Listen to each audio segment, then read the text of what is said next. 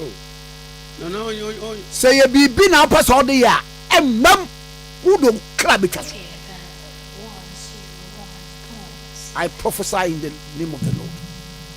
Say be now so the year. Who don't club it. Salifu, Sana make country. Nana, yet the work out of when against some trouble in a beer. What makes you mad? Nana, they captured me on video. Hey, video. Wow. My friend ha enka so nyame so baby be see and who so be one awurade afrɛ no na on friend 2 o nipa a wonu hu ana wonu hu 3 o nyim nyansa na wonu nyansa 4 o to no kwa sa ni suban te sei are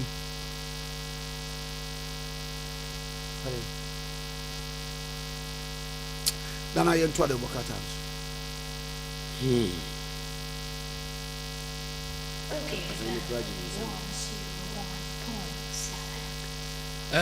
Abusa delegate demokrata na edamani mu yin. Na enajo delegate demokrata no ba ya.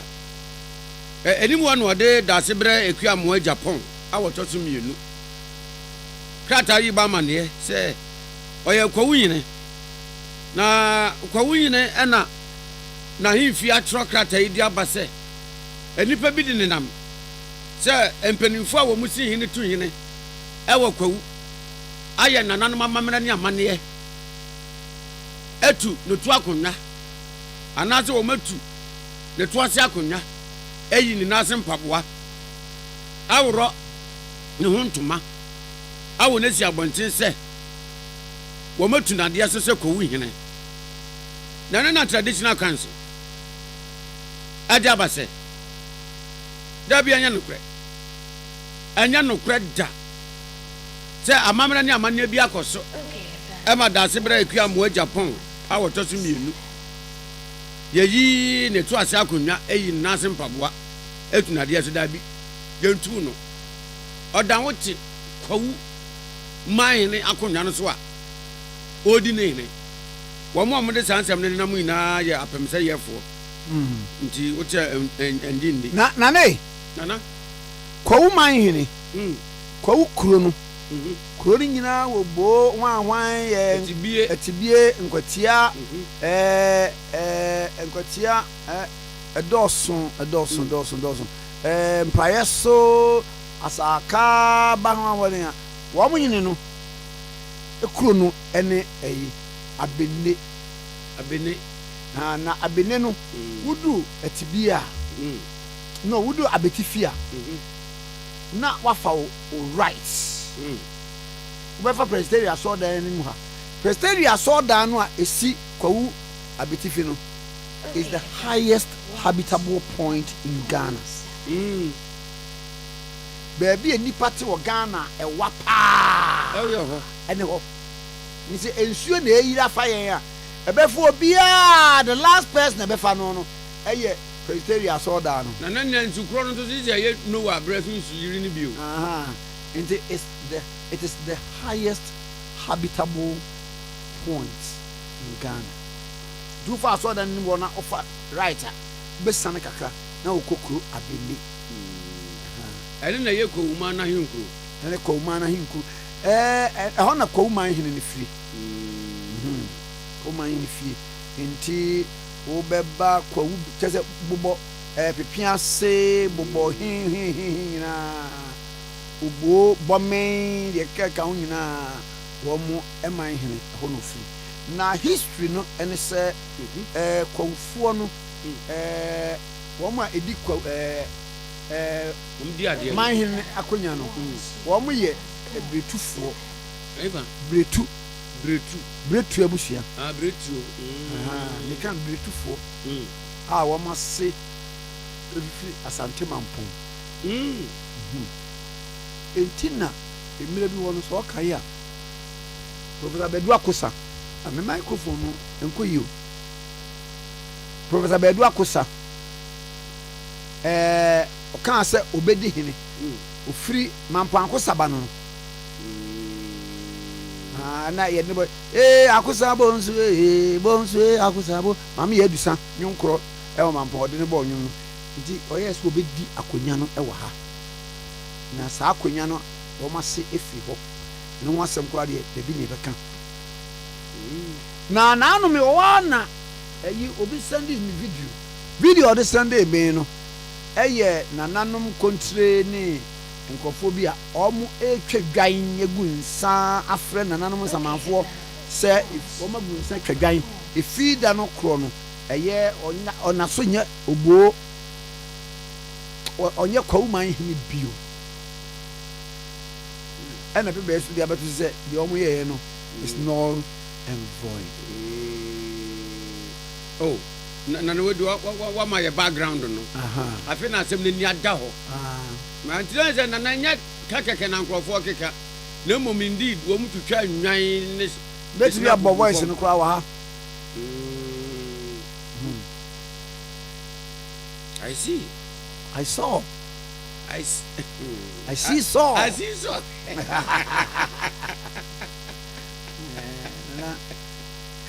Nana. Asamba. Na nipako sa wo ye sofo. Wo ye mansu difo. Wo ye ho anwan a. Kwame Nkrumah me tiny po. Ba me tan asem. Okay. Me do ba ka se me wo faketi hamo. Wo mo ye primaries no. Okokan se. Yan kanche ni opponent ni se onwani fi krom ho. Wo be sma omo you make sure that he's beaten to pulp. Na ko ka azam. We kai pa. E ka kire ni police ni say. So njo why ni nim jobi. Why when nim jobi na agina o etu e kura kase ho a pump action etim tu bebre. No akofa pesi we. Wono ani party mu prime minister o. Yen spray ni pa nyina ngu no omu. The cancer keti am onim nyansa. Manka. Okay. Adam catch a police person ogina o kaka say ntiri mu fitara na mo anche do manka. Okay. Da bia obomu se nkofo bia attacking bia ne no kuro bi wo ho a wakoka. Nyame so for the e de na wasori for ebon sentwerofo. Asam no wo se yenimu say. Yenimu say wo ba 16 years. Etu car. E de akwa dey akobo car mu e menkwala mi ni ogumu no. Wo mo empra keke, wo mo hye enya sama no pedi nyina hye. Nana anano Saturday ni pa Arnold e wo United Showbiz na utumi se no homete. Utumi se na no homete. E gina ho asra nku agina so dem keka nkwase asem kire. Nana awotre. Nana awotre. Nana ye hwe de bokate. Nana yes sir. Supreme Court. Na da say we e ba na msi say we de wa no betumi o mo kan say wa decipher asem no na wa pani nuagu brade ama me. Yeah. They say ya kwa adwo na ya kwa ata. Me nai. Na mahwe ensem no mu. Yeah. Judge a ruling no we nye judgment. We a ruling by the Supreme Court. Yes, and the application bia. As party interlocutory. Yes. Nipa kwa wode call yen interlocutory bia nye permanent. Nipa wode call yen Alexander Apenyo Markin. Na versus Speaker of Parliament and then Attorney General. They were jointly sued. Sub judice. Sub judice asemwa eda court. There be a court name ma wodie. The matter is sub judice before the court. And I said ye keka kan se omuntumi ye hwe ho. Oh there be. And say ye kire age. Ye kire age. Ye keka court nsem ni. Na nse kwa me be kan di ho. Ohina na Kwame amu sub judice. Parties, you know, plaintiff was present, defendant absent. Nana quorum, we need quorum. Quorum. C-O-R-A-M. Quorum. Yeah. Idea. I was say in law. There be a quorum. I say. Any quorum. Quorum is Q-U-O-R-U-M. Okay. Where? Quorum. C-O-R-A-M.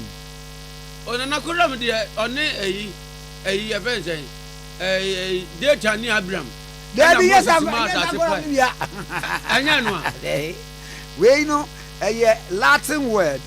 Na just say one more tena asem no so no. One more tena asem no so no. And you throw koram na no si double na wo de wo din aba. Semicolon. A semicolon na de wo din ayɛ aba. So na asem ne tie. Nti koram no adwojefo a wo no tena asem no so. GS Tokonu Mrs. Afe CJ presiding one the tena ase usu asiedu jewu daakon asare na wo tena asem no eso. Omni koram no kese present. Yeah. Judges present. Yeah. Yeah, pocket lawyer no sir. Yeah. Na mama kwati ngomo me enu aho na Obiri Boahene wa homa no so we former deputy general secretary of the New Patriotic Party we mranim ni a wasom oman ache muofa buru champim na me mo ache na no do so na tsan boko na uso o na no macha sa ye didie na no de didie ye let me call you na na ye didie anam sa me wi am ho bae ka me ko Tottenham Tottenham ho Tottenham ho sa da boko Tottenham bia na ai go city go the second way na man hu ni ye bia sa o in fact me referee no me who's already bias aye me am parbol yan me sha man hu bia sa well like the ball for no ba yan kwaya dia so nana anano ena yewura honorable Haruna Idrisu egina simpie so on the political rally e kan say Tuesday twa mu no e kina na awotwe wo mo ba parliament ya nipa bi wo wa wo mo to wo manum tuo MPP form yensa say wo mo ko independent say the next parliament no wo be ko independent na wo mo afile notice of poll no ko ababo amahu say ampa the next parliament no ye dissolve we parliament we no but the ninth parliament no wo be independent presidential candidate nempo kwa so wo mo we ni na wo be ba mra shebe wo ma we ni a wo no emba nti wo so obeyi speaker obetwi speaker adwene agina so ampa wo no ba ye twen speaker adwene gina so there were debates and all that wo mo we speaker say ye man nanu obe the ruling beba Thursday were the ruling by ruling ni say any pending na no declare omo seat no vacant NDC ni ba ko na ka any pan nine no oye owie ye no na honorable afenyoma kendi akọ Supreme Court for interpretation we interpretation no so everywhere wa mo etena so na honorable afenyoma kendi no mo tena so ti court no ebuai say yemfa stay of execution said the speaker earlier no yemfa nton chen na enkopim said the substantive matter before the court no won betimi adi won adi niye na enra minority for as o mabay majority no held a presser on president Jofo Nhyiamu de omri abatudwa niye say they will still hold on to their majority position in parliament as prescribed by the speaker of this parliament. Na me hwe ruling no kakra no de mu ye ne say Supreme Court judge for no wa mo directed the speaker will declare any vacant no sir they should put a stay on it. Sai ni de minority for a woman so majority no can there will be chaos in parliament as they reconvene tomorrow and now a debate and an echo. Yeah, my child for you see say your constitution and answer the constitution and on the board yen na ya ho ban constitution no ye to say be a kania I just say sumno manu ndi so opeso hu bibia na bia kanina otina kofa ho torchlight and I said, Boahene, what I should what you. Since 1992, Abia na Ade about say, yeah, Mranke Mubia as a second Supreme Court. Mranke Mubia as a second Supreme Court. It is some court to move as a mode, yasam. Now, somewhere along the line of Mranke Mupa as a Mujajinan Yamuana. A case happened in Sinani.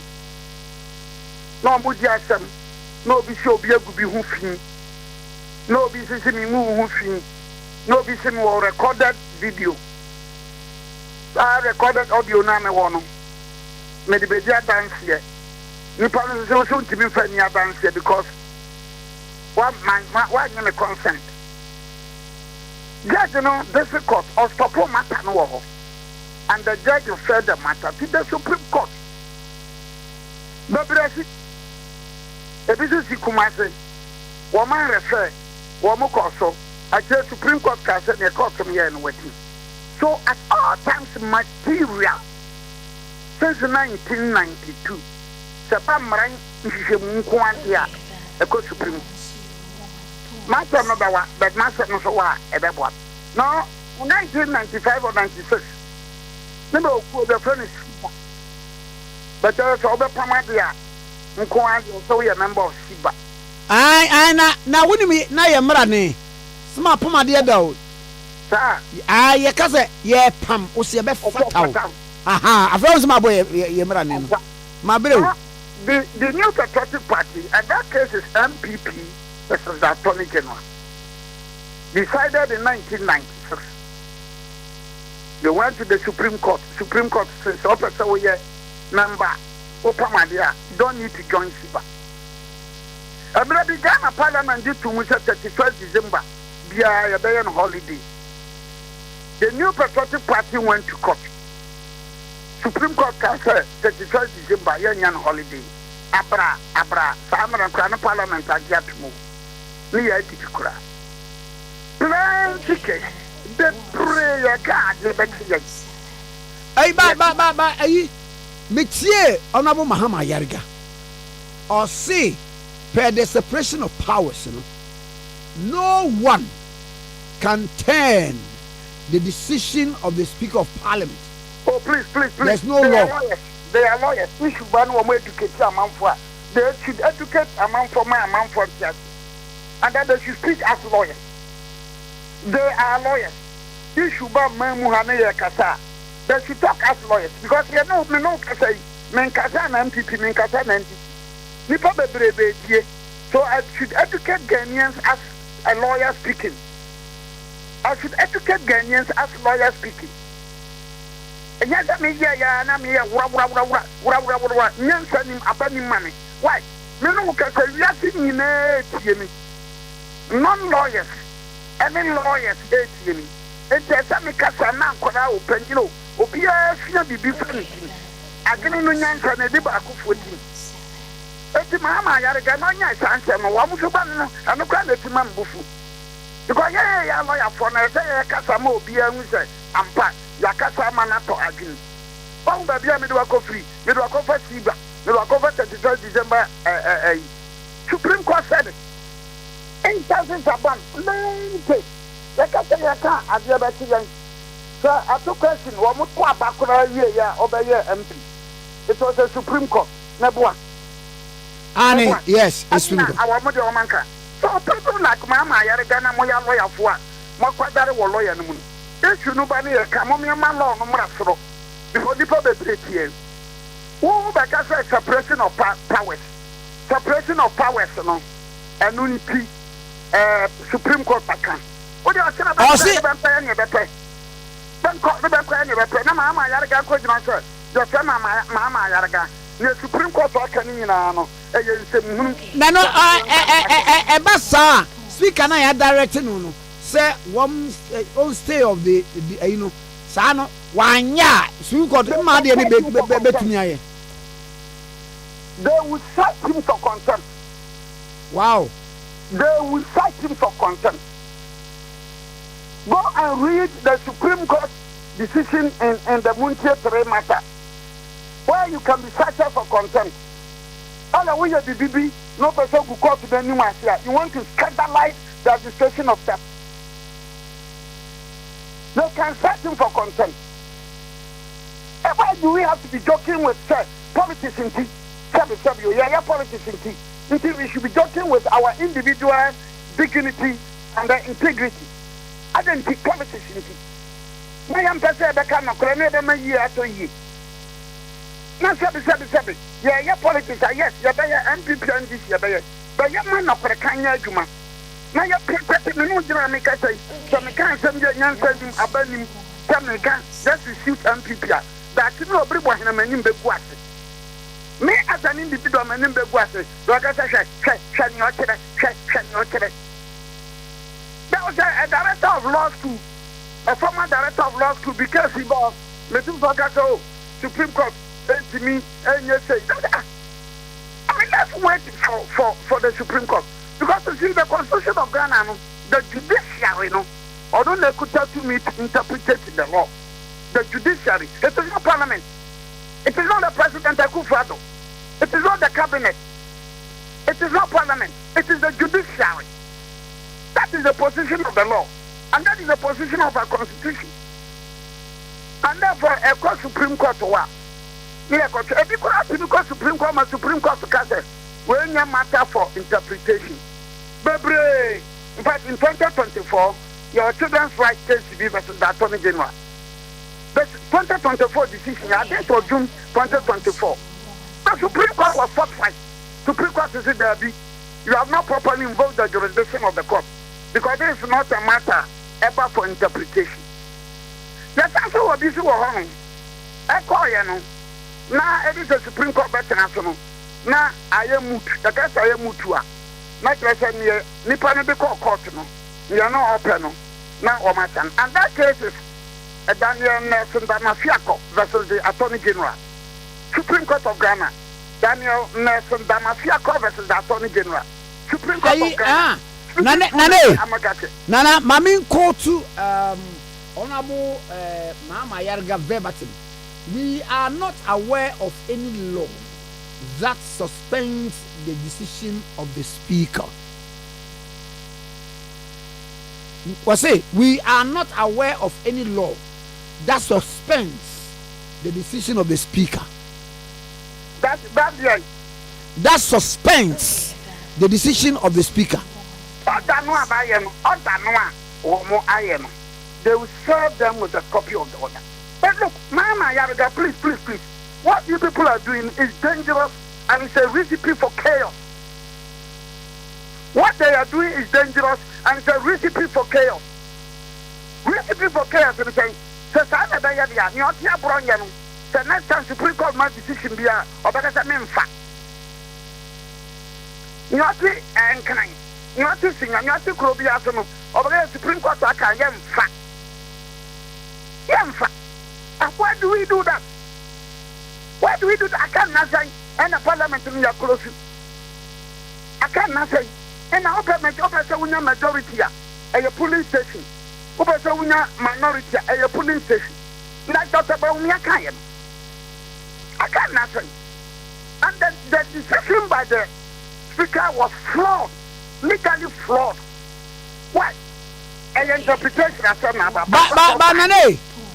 and for can be say issue of representation by the constituency, no.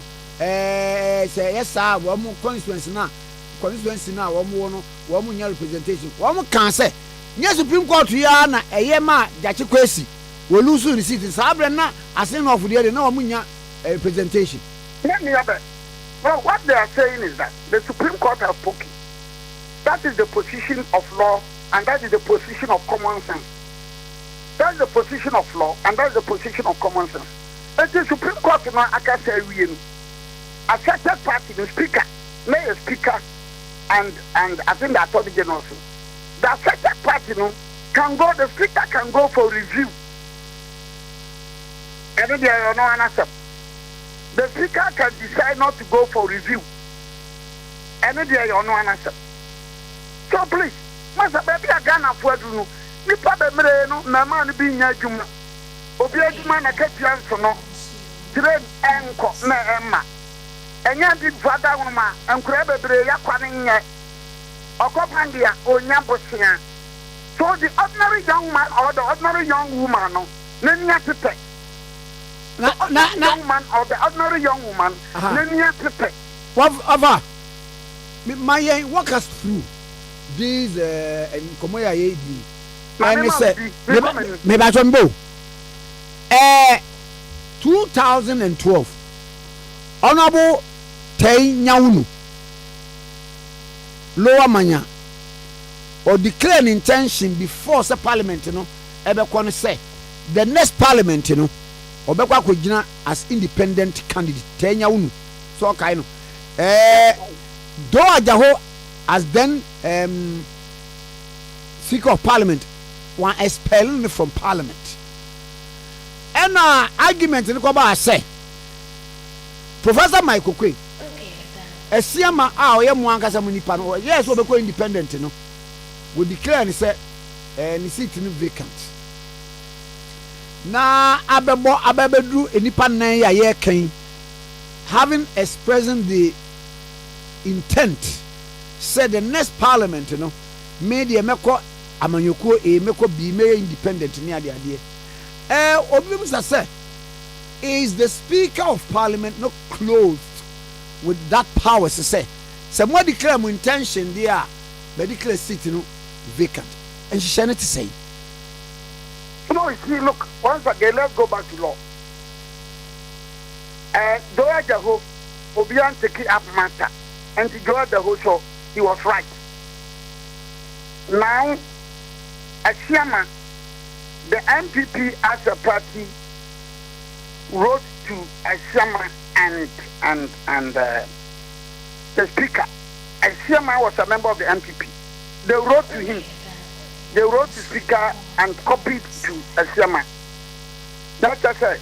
They are giving Asiama the opportunity to be heard by BBA. 3. If that decision by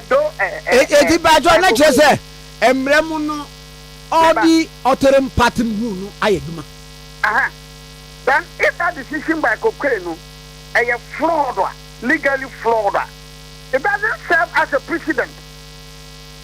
In law, a bad decision or a flawed decision or an unwarranted, sorry to use this, unwarranted decision, it doesn't serve as a precedent. It does not serve as a precedent. And therefore, in law, wrong one. It doesn't mean that, as I said, that is not the position of the law. And that has never been the position of the law. That is not the position of the law. And that has never been the position of the law. Then, the problem that could be a woman with this particular Abambabin game concern, it was a decision which he took. And that decision, affected Babe Kofi. A kind of political parties in MPP and this. Why? Because Babe Kofi, they are members of the New Patriotic Party. And therefore, the MPP as a party must be notified. In any case, the Tetamo, the Tentinamo, who shut that those provisions in one.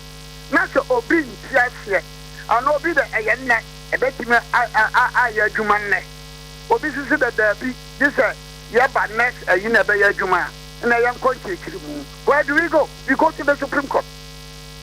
And therefore, the Speaker of Parliament cannot usurp the powers of the Supreme Court. Ultimately, Supreme Court powers, because the Constitution of Ghana is the interpretation of the Supreme Court. And it's not this as a negative. You are on one. That's why. Now, better in 2024 case, better in here. Thank you, Mobaba, an interpretation. So that's right. This will have a qua. Now, so the mafia case, but a moot. But Nana Amega said that a moot to cry, your better can't if he said that. A betting your baby, and he was right. And then only Nana jump for the university attorney general, but that's why a pampa the ETF. But that's why pampa the ETF. Nana Jambofo went to the Supreme Court. Sabi Kafrato on Swapampa beneath your feet. But it's a matter of interpretation. And therefore, a matter of interpretation, you don't need to be a member of the group or I'm not a member. You are going for interpretation. Now, Supreme Court will not ask them. What about the S-Party? S-Party, every court has the right to take S-Party, depending upon the circumstances of the case and the issue at stake. It's about the Supreme Court and Transfer Jordan is here that. Yes, you know. Baba, I almost say, any baby's why expresses say, sir, LGBTQ issues in a Yema Baby, are there no way why you're so expedited? That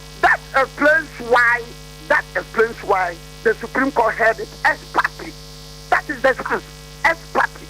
Without notifying the other parties, as party. As party. They should know that. And I said the lawyers should be explaining these things. As party, the agency of the situation. District Court in court, Circuit Court in court, Supreme Court in court, Court of Appeal in court. If you are the judges who look at the issues, you are going to about as party, you are granting 5 days, 10 days, 15 days.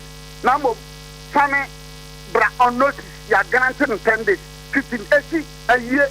That is also, as I say, that is also, BBPA and himself, that is also, that is also. Someone I against this particular case. Now, the LGBT case, I court. Now, Speaker of Parliament, or man and lawyer, that they're sorry, I got filing motion. So, the man who can't file the processor. Supreme Court to be done our tenants and so. Nana, complete. Nane, Yes. actions are the expression of intent. Say, me were Chelsea. But the next season, no, me mama Chelsea, be my baba, my man you. Ain't me cry no many man you for. I call Edin Como. I man you from the Oma Camel list and said I am among the list of players. One more Ebeba man you the next season. The next season. Ever saw that? Nane, and no, Chelsea for to be Jinasu, Medi. Say, the next season, Miss Naba. Ama ana mrebi ho asa e bi anko betimi de mi Opa so hunu baba ya pa ye huntin ya ketreboa afanye ni temperature ohun say yan hwe ni eda e na oja ko Supreme Court abia ba ko asa lawyer me san di ho yaw about the speaker enu nie me di ho yaw no you see the Supreme Court is the highest court of the land and to ordinance no afenyo markings katra no say ma finally bibibi e was Supreme Court. The Benya won't serve. Me no me say, can papa moi and can speak at all right. After your process, no will be what half an inch. Be a friend of the Catholic in Nibu. Therefore, court you see the beer. After your winning be her, and then me to a send copy be pranation. And anonymity, after your say, while finally processing. And to a phone processing. Afanya who do a financial minorities on share. Afanya Pia, all the man for Biama, all the Afanya for Bibra, Waba, your photocopies, Biam, you know, Namiansa, Namin for this minority. I think when we do that, we are showing respect to the highest court of the land. But when Afanya draw our attention, said Bibi will have can do before Supreme Court. Naya said back several, thereby a Yawan several. I think it to be fair, proper, courteous. So, Supreme Court, so power, and I'm pension. But we are so, we don't know what message are we sending? Satinano, or Hinibi Babati, Hene, Apunya. Now, Oyakasa Obiri injunction from the regional house or from the judicial committee or traditional council or from a court. At the Abba. And I have filed it at the Abba, and I'm a silent, and I'm showing me the news. What message are we sending across? Remember that this is a majority leader. Remember that this is the Speaker of Parliament. Remember that this is the Supreme Court of Ghana. Any institutions get one. Now, are you, say, or be cross a carpet? Carpet and all cross what? Who bet me across on outside by your actions? Maybe you are taking legal steps to say. okay me file na makwa kogina the next parliament na no crossing of carpet no we can't call it crossing of carpet. Going back in the 50s, I think it was 54 so, starting from a focus case. Afoko was a member of parliament for CPP. And a parliament wa all a free neko. Many that's where was CPP, the CPP at the Shamo. Pinton Tintan, Neko, UP. Instantaneously, he went to the side of UP form. And the friend was cross of tapping. Coming back to Wayosani's case, Wakata, or a Pinton Tintan. What I say? But why are you sending young crosso or a maker, but a vacant or a national begin of you? That is also crossing carpet. But this particular case, can you say our man crossing carpet? Constitutionally considered, legally considered, properly considered. Can you say our man crossing carpet? The answer is no. The answer is no. Something a friend of mine can be across it. So by cross what Supreme Court to the then cross yes what Supreme Court to the million check. That is the proper procedure. Then your attention as the speaker, your attention was drawn to case pending. So next time no. So Obi Supreme Court Parliament for Obi the minister be mra Parliament. Na minister can tell say that we are from me man na me matchna na e come here. What will Parliament will feel offended? Parliament will feel offended, yes. Because by that comment, Nipano were trying to lower the reputation of Parliament. And that's why it's scandalous. And Parliament can punish you for contempt. And honorable, Mami Muso, say, na and can you better say be a speaker? Attention was drawn to the say not taking that legal step to say contesting in the next election now. And Kasadi na Pacho na bra speaker eti ye no say wo a file for say wo begina content crawl on beba MPP on beba NDC no mo ka all the altering party rule yeah it comes to play also, but it's just a situation for all the other Nepal say to about 7 December minimum MPP bill. So that's about 7 December. Minimum NDC bill. Now 7 December neto. There be what Nigeria says minimum there. Let's say 150 with membership of the party and over Parliament. Go back and read the Supreme Court case of the Republic versus High Court. Expert is Senator Rollins. Senator Rollins, 4 against 1. The sentiment of Atuguba JS. Kopekani. Munkopenkani.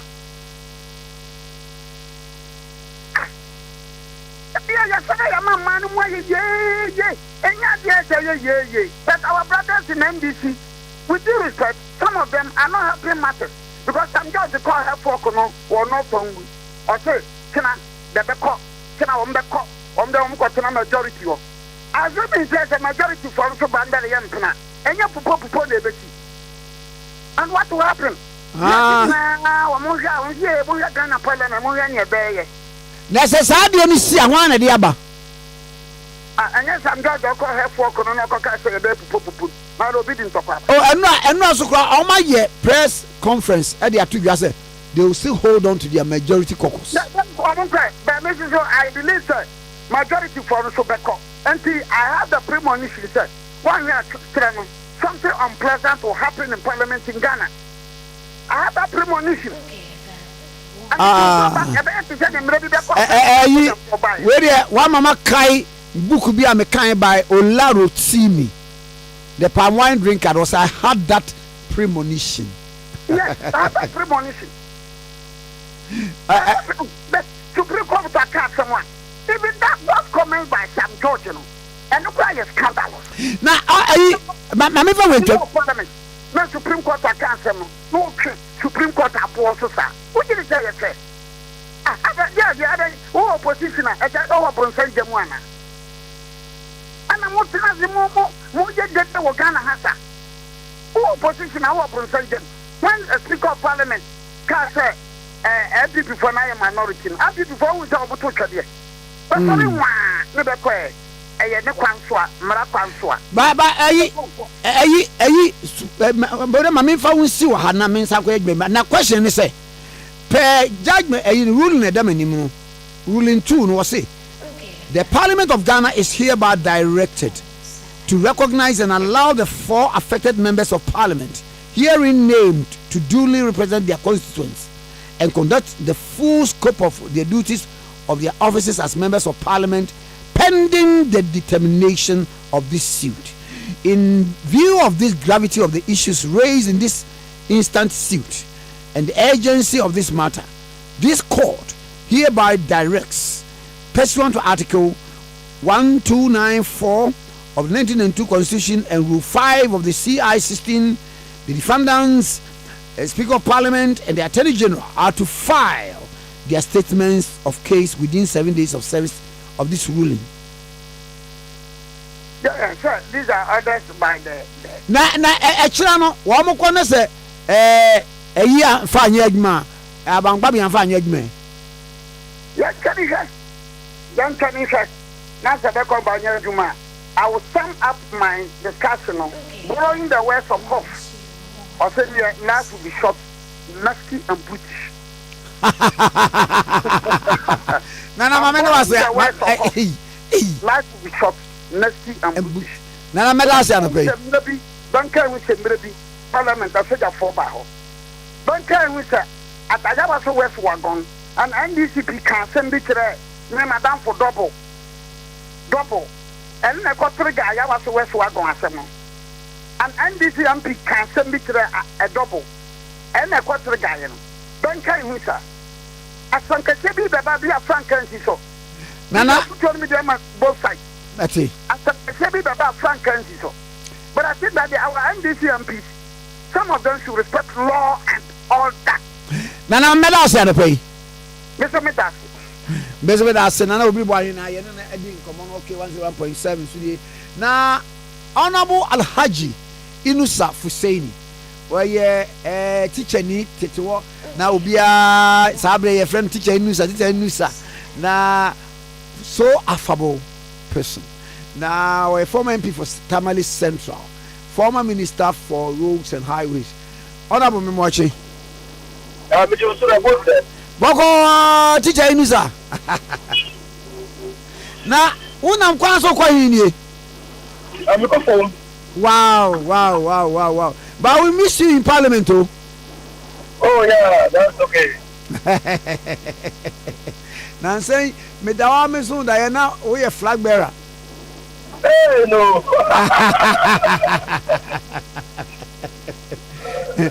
Now, Alaji, Mama Unchaya, we are a Mrenimuni lawyer, astute one. The Akoswo na Supreme Court, the ruling abba. The appeal marking a year de coy, it will say, Oh, yeah.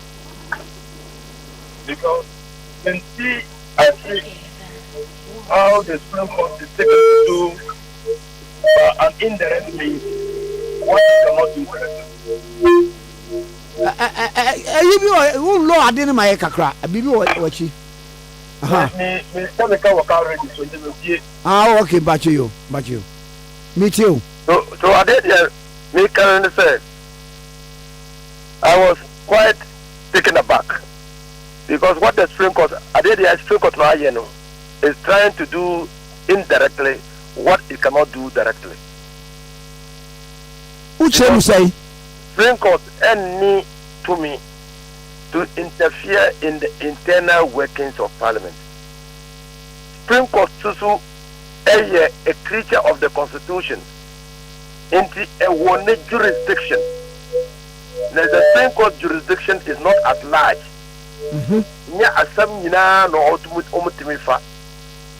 That is not the jurisdiction of the Supreme Court. It matters in respect of say you will be declare seat vacant. No? Speaker also does it lie in his power? Yes. Article 97 vests that power in the Speaker. So it doesn't lie with the Supreme Court. In fact, the nearest a court can declare a seat vacant is in Article 99, where there's a challenge to the election of a member of parliament. The High Court, if it comes to the conclusion that that member of parliament was not validly elected, can declare that seat vacant. Yeah, 99 A. I'm just telling you, say me catch you say the nearest jurisdiction of the court to declaring a seat vacant is in Article 99.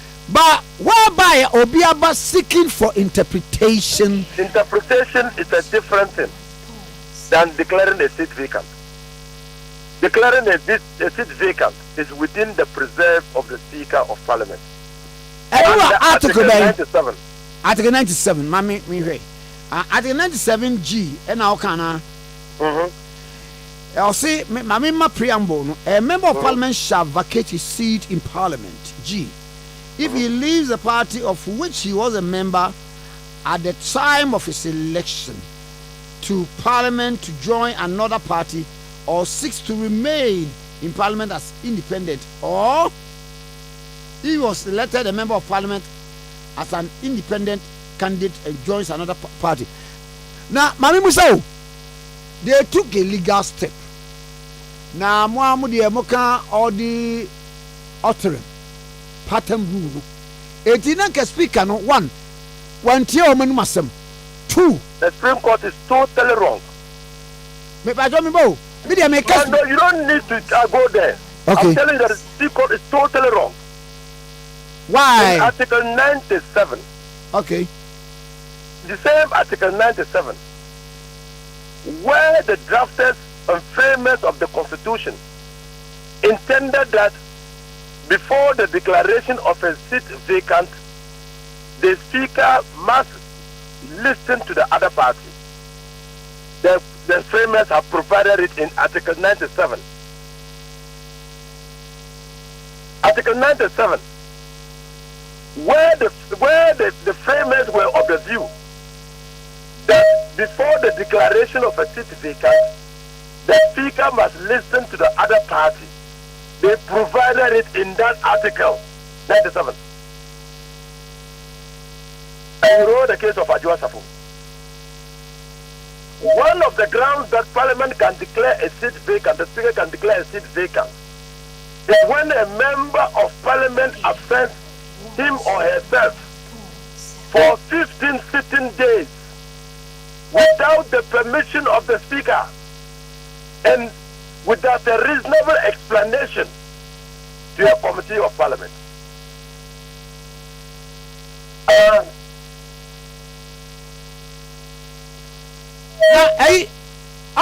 You see, what make cancer provisional extra amount for you now is under Article 97.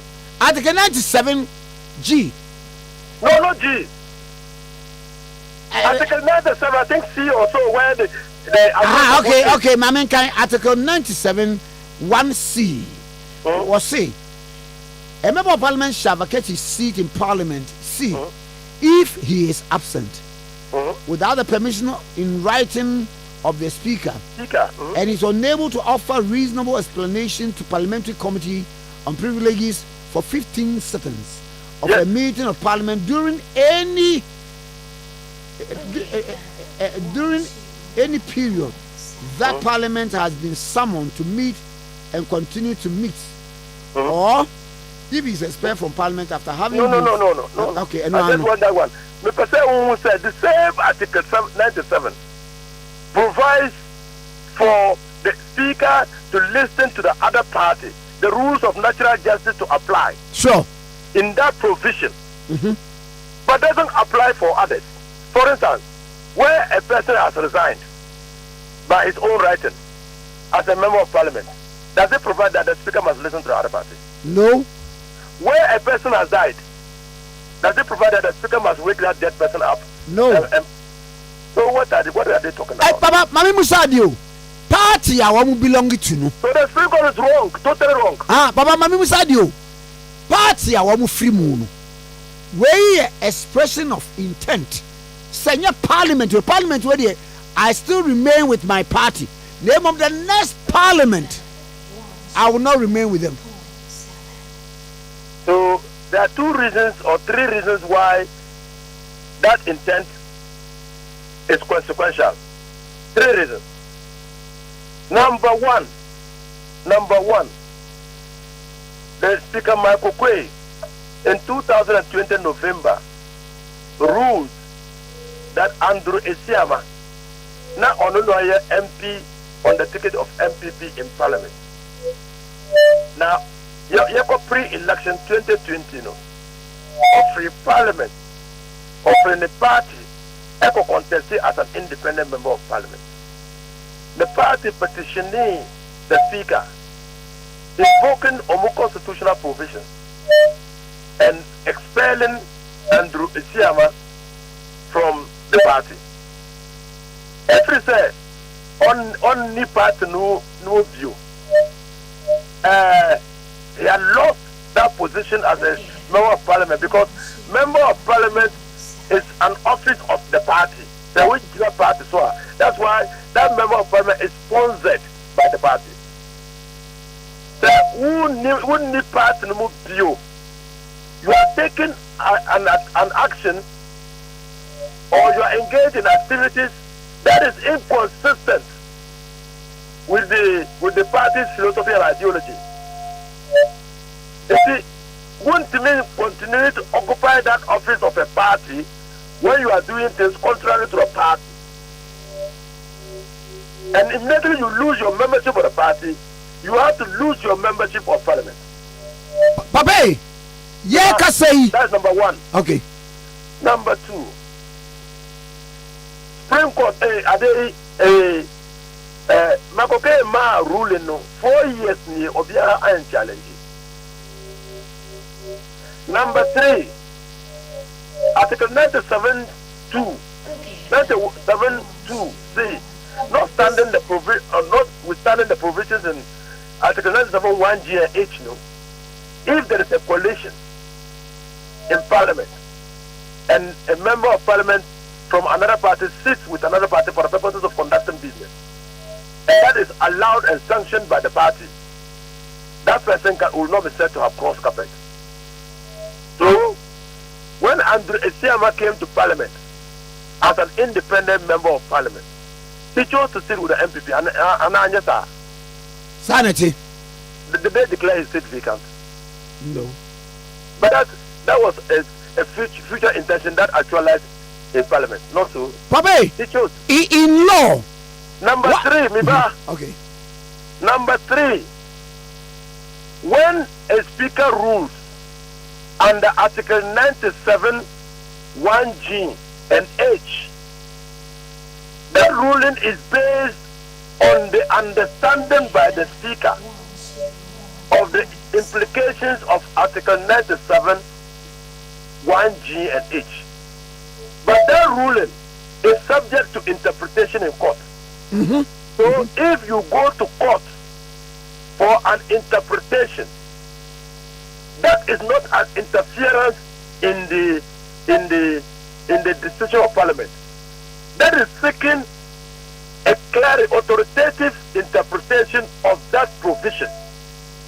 Because every day we are interpreting the Constitution to guide our activities.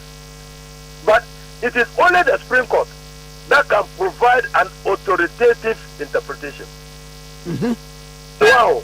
So when you go to court for an interpretation, it doesn't operate retroactively to affect everything.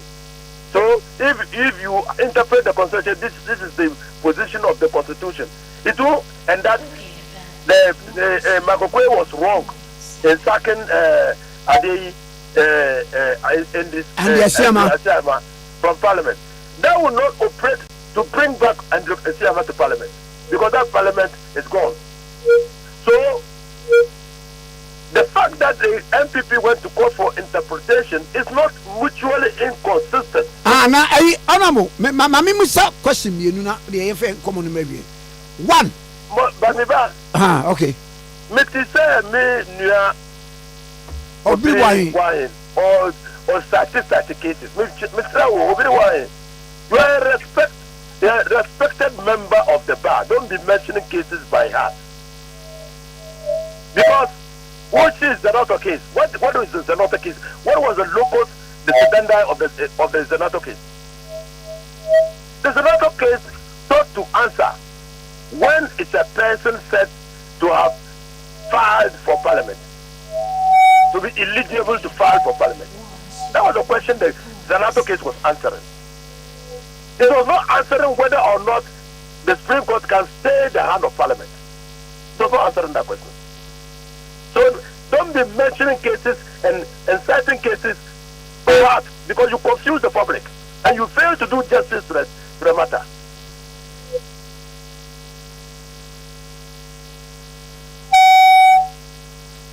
Hello? Hello? I will meet you. And you remember Minimuka interview some in the Asen North case. You remember? Yeah, I'm a cousin of Jachikwesi. And I told you that the Supreme Court was processing a jurisprudence of convenience. Okay. Okay. Well, okay. And people insulted me proper. Okay. Okay. And so if you are no crabby or I can tell you, down, baby. You see, when I said that as a lawyer, I saw convenience, jurisprudence of convenience in the decisions of the Supreme Court. Me see, in that question, Supreme Court say that question should not go to Parliament. Okay. That's enough for now. Omunya nipa ana. No more here representation. No more here representation. I don't think the Supreme Court will say that the question more on court Parliament until the determination of the case. The same Supreme Court too. Okay, Centrophy, Apafo, le lobby, and le pays. Okay, 4 years. 4 years. A suit is lying at the Supreme Court. 4 years. Okay. Now, enclave no. Omo here representation. I see. Now, honorable. Then the Supreme Court is not saying that by reason of the fact that some people will lose representatives in Parliament, the people should go. This is clearly jurisprudence of convenience. And no, yeah, one of the grounds. Now, I don't Mami Musadio. Speaker, did he take the pains? So, the affected members of Parliament, say, I no crest, more expressing this intent or legal step. 2, more party, and now more film. Oh, Minia. Minia, Madika country. Say, constitutional under Article 97. Canina. I demonstrated to you, sir, where the framers of the Constitution intended that those people be called and asked, it provides it. Papa, they me busa sano say. Be kwa obe friend no, because em pa chawo, me nkwa gina baby and to me ben, so you ask the question. Mr. Wendras is how. Let to me ben did the speaker have to call the people. Okay. Because in based on rules of natural justice. Article 1971C, if the speaker declares a seat of a sitting member of Parliament vacant on the basis of absence from Parliament, with a reference to the Committee on Privileges, that decision will be unconstitutional. I see. Now, Baba Mami, where do we? Per the Supreme Court ruling, Matisa and Ransono, NDC, Kokosuno, I meeting said they will not be binded by the ruling of the Supreme Court. Now, and no, they didn't say, and I say, I'm not directly speaker. Speaker, I'm fair, would that? How can the Supreme Court direct the speaker to allow that? How can the Supreme Court do that? They have arrogated to themselves powers they don't have. Without not be powers infinitum. Ad infinitum. The Supreme Court doesn't have it. They don't have that power. The speaker. Say, I'm fine, Yagma. Yet you cite the speaker for contempt. The Supreme Court should even be cited for contempt of Parliament. Parliament has taken a decision, and then you sit down as Supreme Court to superimpose yourself on Parliament and direct Parliament how to perform its functions. What to be that? So there will be legal chaos. They have provided the legal chaos. They should have concerned themselves. People should have concerned themselves with interpreting the Constitution.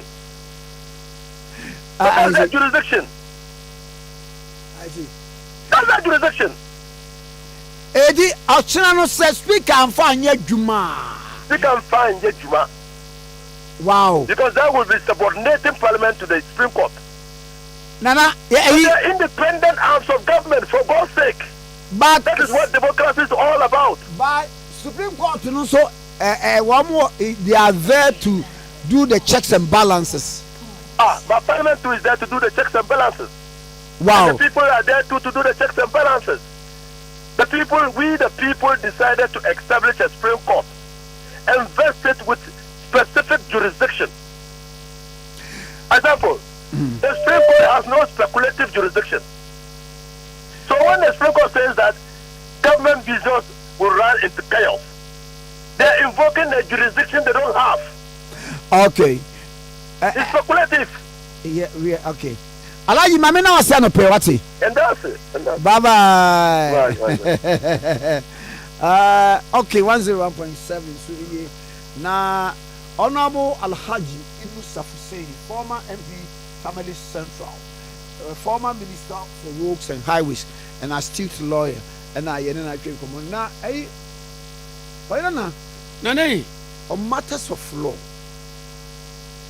Maybe say near station, other stations in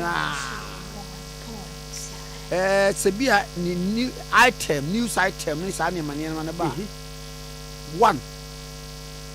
Be at the editor in question should explain to the reader.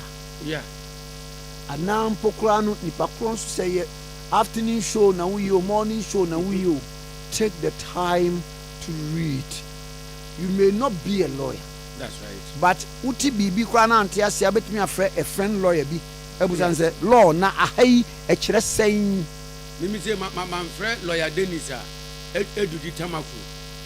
Na me friend na ezo mic no na the ama wo. Justin try to. Everybody abontin go.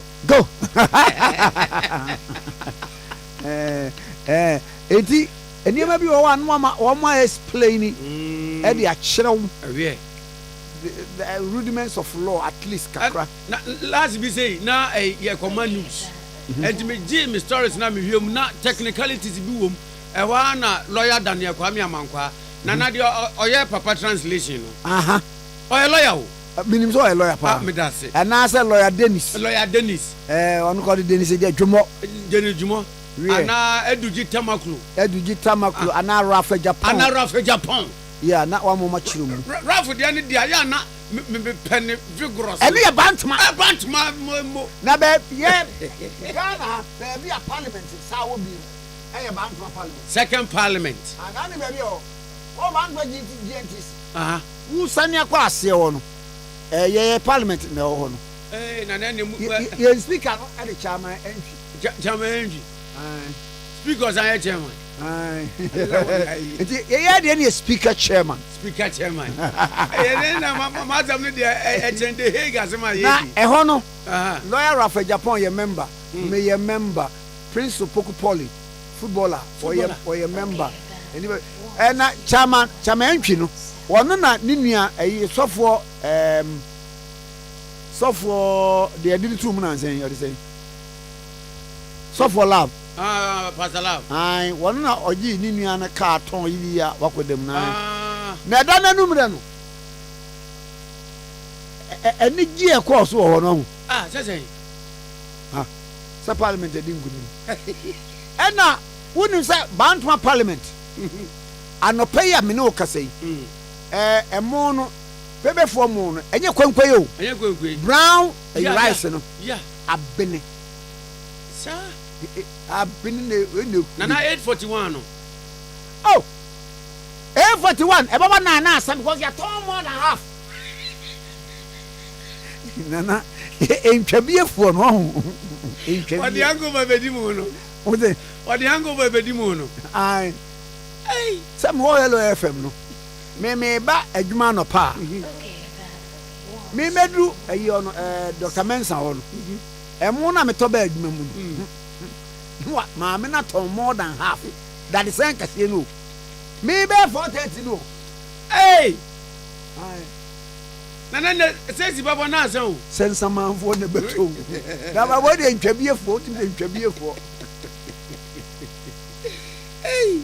na nana yi wei deɛ wokɔba no baabi so asɛm kakra Supreme Court nana no ɛnɛ wo sɛ na meka koram koram no it is always koram na wobɛka sɛ na koram deɛ ɛde adeɛ nana menni mu a woankyerɛ me president kyɛ sɛ adwɔɔgyefoɔ ɛtena soɔ no ɛtena asɛm no so na watwɛ CORAM koram nti na wɔn mu din ne toa so ɛsɛ ɛnya writ number nti wohwɛ nti wobɛhwɛ afei ruling biara register no ɛmfa stamp nsi so nsaeɛ no mpatwɛ nipa akɔfa no baabi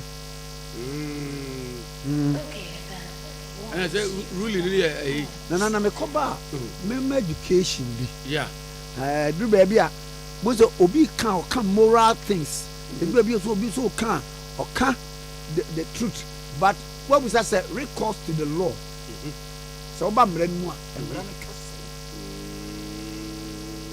sɛ na wone sɛ mmerɛ mu yɛni bɛrima a ɔbaa bi arepu no da saa baabi yɛni bi ɔbaa ntumi repu bɛrima baabi yɛmmra no bɛrima na repu ɔbaa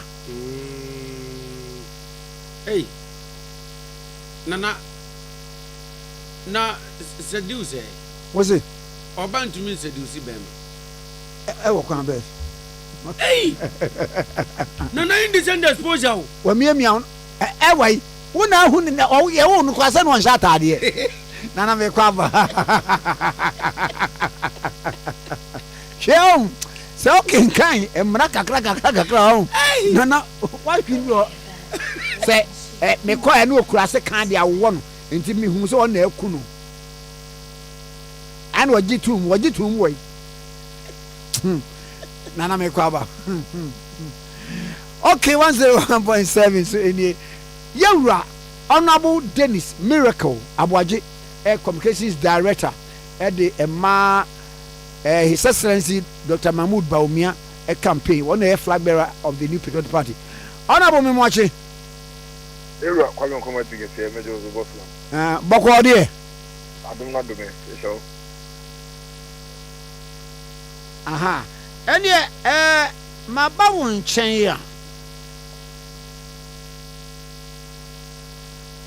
nkyɛn a adɛ na honorable no yɛ a wompɛ sɛ ɔbɛyi suo at least wontɔ wo fu a na ɔtwa ma wo na hwɛ ne sua ase honorable ne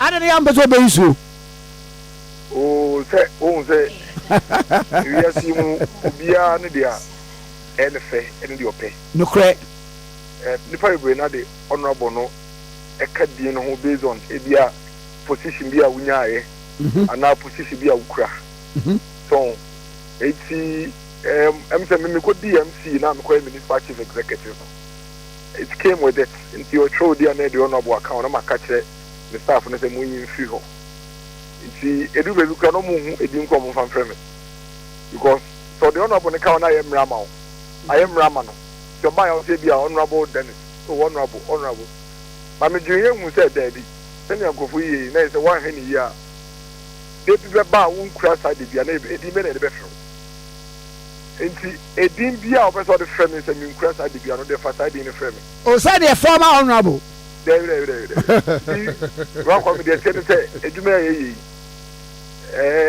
yɛyɛ yi ɛnyɛ adwuma a woyɛ na wopɛ de bia no afebɔɔ so ate aseɛ ɛnɛ woyɛ honorable ɛkyɛ na woyɛ his excellency ɛkyerɛ akyi so na wonkura de biaa so nti obuo no a wɔpɛ sɛ ɔde ma me no fa saa normal obuo no ama me ɛmfa taxes bi a mɛkɛ ka mede mu because of position bi a mekura obi wɔ kora ɔfrɛ honorable na obuo ne tie wohu sɛ enye dibie na ukwa na confront honorable ai eti o train ma dibie na fium zem na so do abobo odi pen men pese dibie no ko na bobo mi din pe emia eti wo de boni pen sisi ya na nyina enfantra ha yenfantra ha ya se dibie no nkwa bibi wa eti mi tuwe se me ya MCO se me ya MCO enye masem because edina o the family emra na me ya MCO no sa edina na me ya MCO o the family ezi mi tie omo amene omo ye dwuma ekwape no so omo ye me staff obi e hye me a pressure bi anim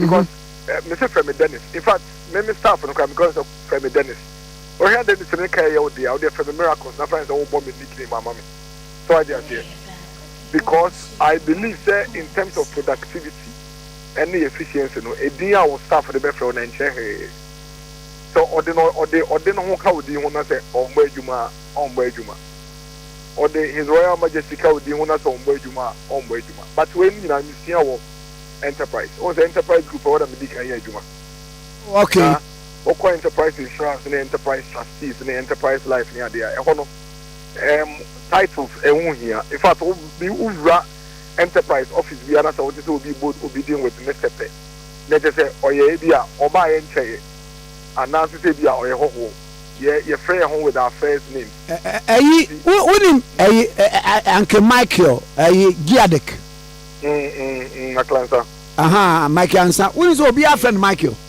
who body di Mr. Ansa o si dey baby me enterprise who call on say what is to become Mr. So and so can say or home free those times only be Kaligajeku yes hey Kelly and so no a good CEO then you know be our friend Kelly or be our friend Ken so I just okay me more dear honestly naturally I feel say is the best way to go me perform full in bia obo bia akoma pan page no me okay the family Dennis no mama it's be say me nkra it me na mo say wo shall say na MPP wo power mo fi power be enye masem because me no ka say me nam kwanzo ka kana me do na tajansi watch dey wo ekopo abuasa jansi eno na me kwakoto ugo say no so da nyina me to so I just and I'm watch ba ko bi so share Manfelori Park ni ti eno na me to we are watcherist was it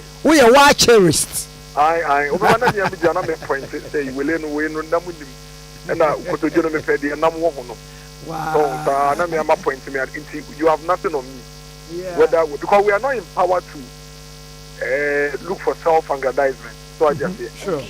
We are empowered to serve the people. And the what our pet title on the Bonidi any honso to be very honest with you. What our pet title on Bonidi any honso. They say honorable assembly member be a minimum. Welcome. One for honorable nan can one or catch us a friend of four. Aye. And he was somebody by going to. He is right also. So I just say, oh, you're right because Nidibia no crown honorable come. So anti former no. Oh, but me dear Mr. Ode Fredin is na mama because the power here. The power here. We hear the here am drink culture but or title this. We hear no the amount the me penisa. Martin. Na anano na me hu wo social media His Excellency John Dramani Mahama flag bearer MPP was it the way pa mosie bu amamwo bone no se niam amode aye Ghana fo no amamwo bone corruption mismanagement wan no mudi twere book no ye beton am ye to bestseller kayen kobo bosen akora asem ye to say o say amamwo bone ene say between yen and no na ban anoyo mampeni no oye akwan enko 4,000 kilometers there 12,000 kilometers. It is a mambo bonny ebema yetumi 12,000 kilometers of road. No 4,000 any penisa. Say ono oyo mampeni no nurse for ni teacher for a school 2013, 2014, 2015, 2016. Ujomu nyina tire when yesika form adwuma mu. Ene sadness for na yen babeto ye no. Ya form nyina adwuma mu. Ema me no kase kra ya sansa for bi kra about a month ago ye ba be post your mako ye recruiting a lot more nurses in 8 years than any government has done in 8 years. Tenu ya amambu boni ya ye penisa o mani nyina pe say amembo boni ene say ono na breso we ye nurse na we teacher ni a no fa we dwuma mu a we ye dwuma 12 months no we tia aka 3 months it so say oni school be tia aka for 12 months ni la say no na ya amembo boni a ene yen ye fairness ni teacher ni a ni ye tia ne ka o ye dwuma 12 months at 12 months na ye be tia no say ya amembo boni a ene mse Ghana for pay no na breso odi o mampani for the entire 4 years of bit trying so no udum kania wo man we mu to the extent say enedwada yedum kania no be fian ba je se wukwada enyumre wukwada enyumre no so e ba 12 hours dey ko je say memene da Ghana for nyumeguye businesses ne companies e shut down wa wo KFM na bo 10 na normal pon e say so mo running on genset ye lay off media houses media persons be do e say cost of operations control because of doing so. Nkofo aware eguye. Nkofo busuafo ye koyo operation at the theater empaso ewuye esane se edum kanea. Say eney for 8 good years yenya energy crisis. Yenya difficulties energy crisis this year for 6 weeks. And if out of 8 years yenya energy crisis 6 weeks. Now or no out of the 4 years in 4 years in the energy crisis there. That's what say yeah any member bonia Ghana for pay no sa. Number so Ghana nkola 100,000 and afibia omu wie DSS. Omu tumi nyeska NTS school fees and to aso nko secondary school. Ene Ghana nkola 5.7 million in here for ma ana nkomu ni ndaso bia oma katefi omu tumi nya bibia ye. Omu nyina tumi nya school mu kwan akobi omu ko di free.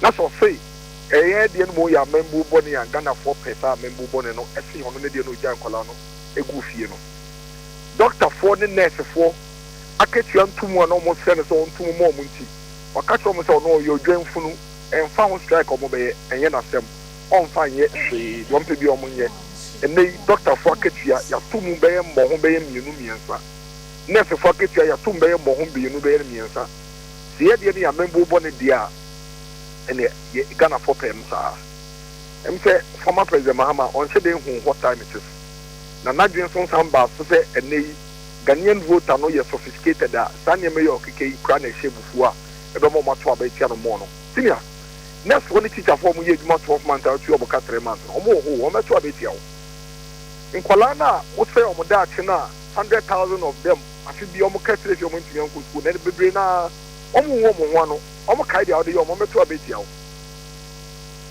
enkrofo omo nyuma seye a eguye omo mo wole eguye omo mo busuafo wuye na wo theater mpaso ni ade sa ne dum so no omo nyina kai omo meto abetia wo empo enkolei a no nkomu susa omo be 8 years 10 years a na wo yo mampeni no mu susa nti omo kai boni a wudi o mai we ni ayakayaka dia ode shey yedi nti no eye wo so be nanti omo so mo to abetia wo na nei omo mu 5.7 million and the Pimenia school book are free.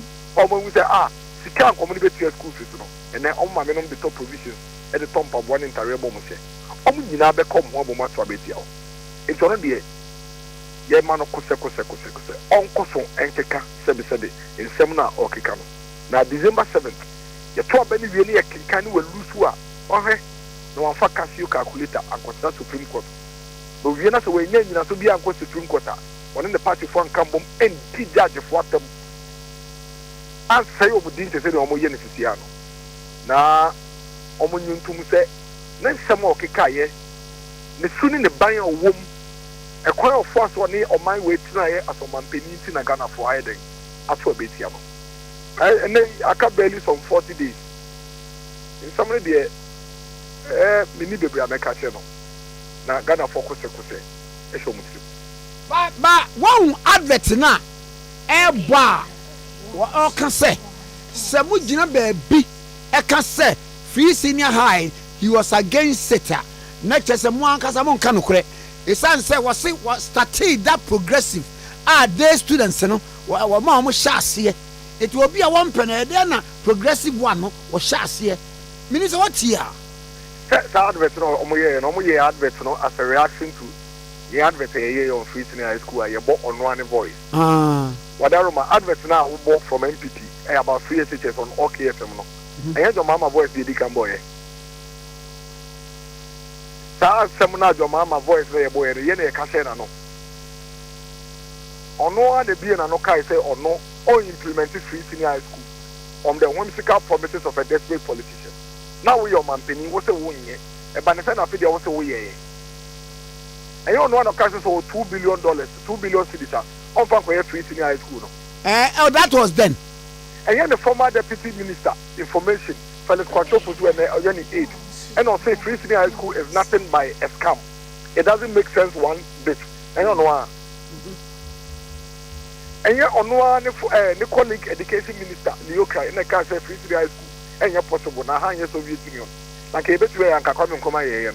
Sanse mo nyina eye na yekase na no edi zo be kase ye say oba obetwa free state na ye no kra ye nke bibia nhye wo no ye wo na wugina wo kai say wo nyi ni say free senior high school e say ye ma na ye free magana ni bia na mo mo wadwi mu no wugidi say e say emedum tua ye me na me kase wo no o sha advert ya ye so ye boy ye nti atuna kasa kasa wo kase ye say ma me ne say what say NDC for say omo ba on be maybe matia maybe mu so akoni free no no ni free and say immediately e be can say be mu tua be mu ko free pay that is a protocol same ebebem because now you have to apply yen nyina so ni so my way mu ade bia e be can say apply no be decide whether ye be ma wan yen ma no ye be buy na say connection men be mu na is a protocol be do that is the fear of the poor in here for the fear and say wo see ade na oba be maybe matia onim se ono okomo mbetua no ho ana so onkomo mbetua no ho ebiem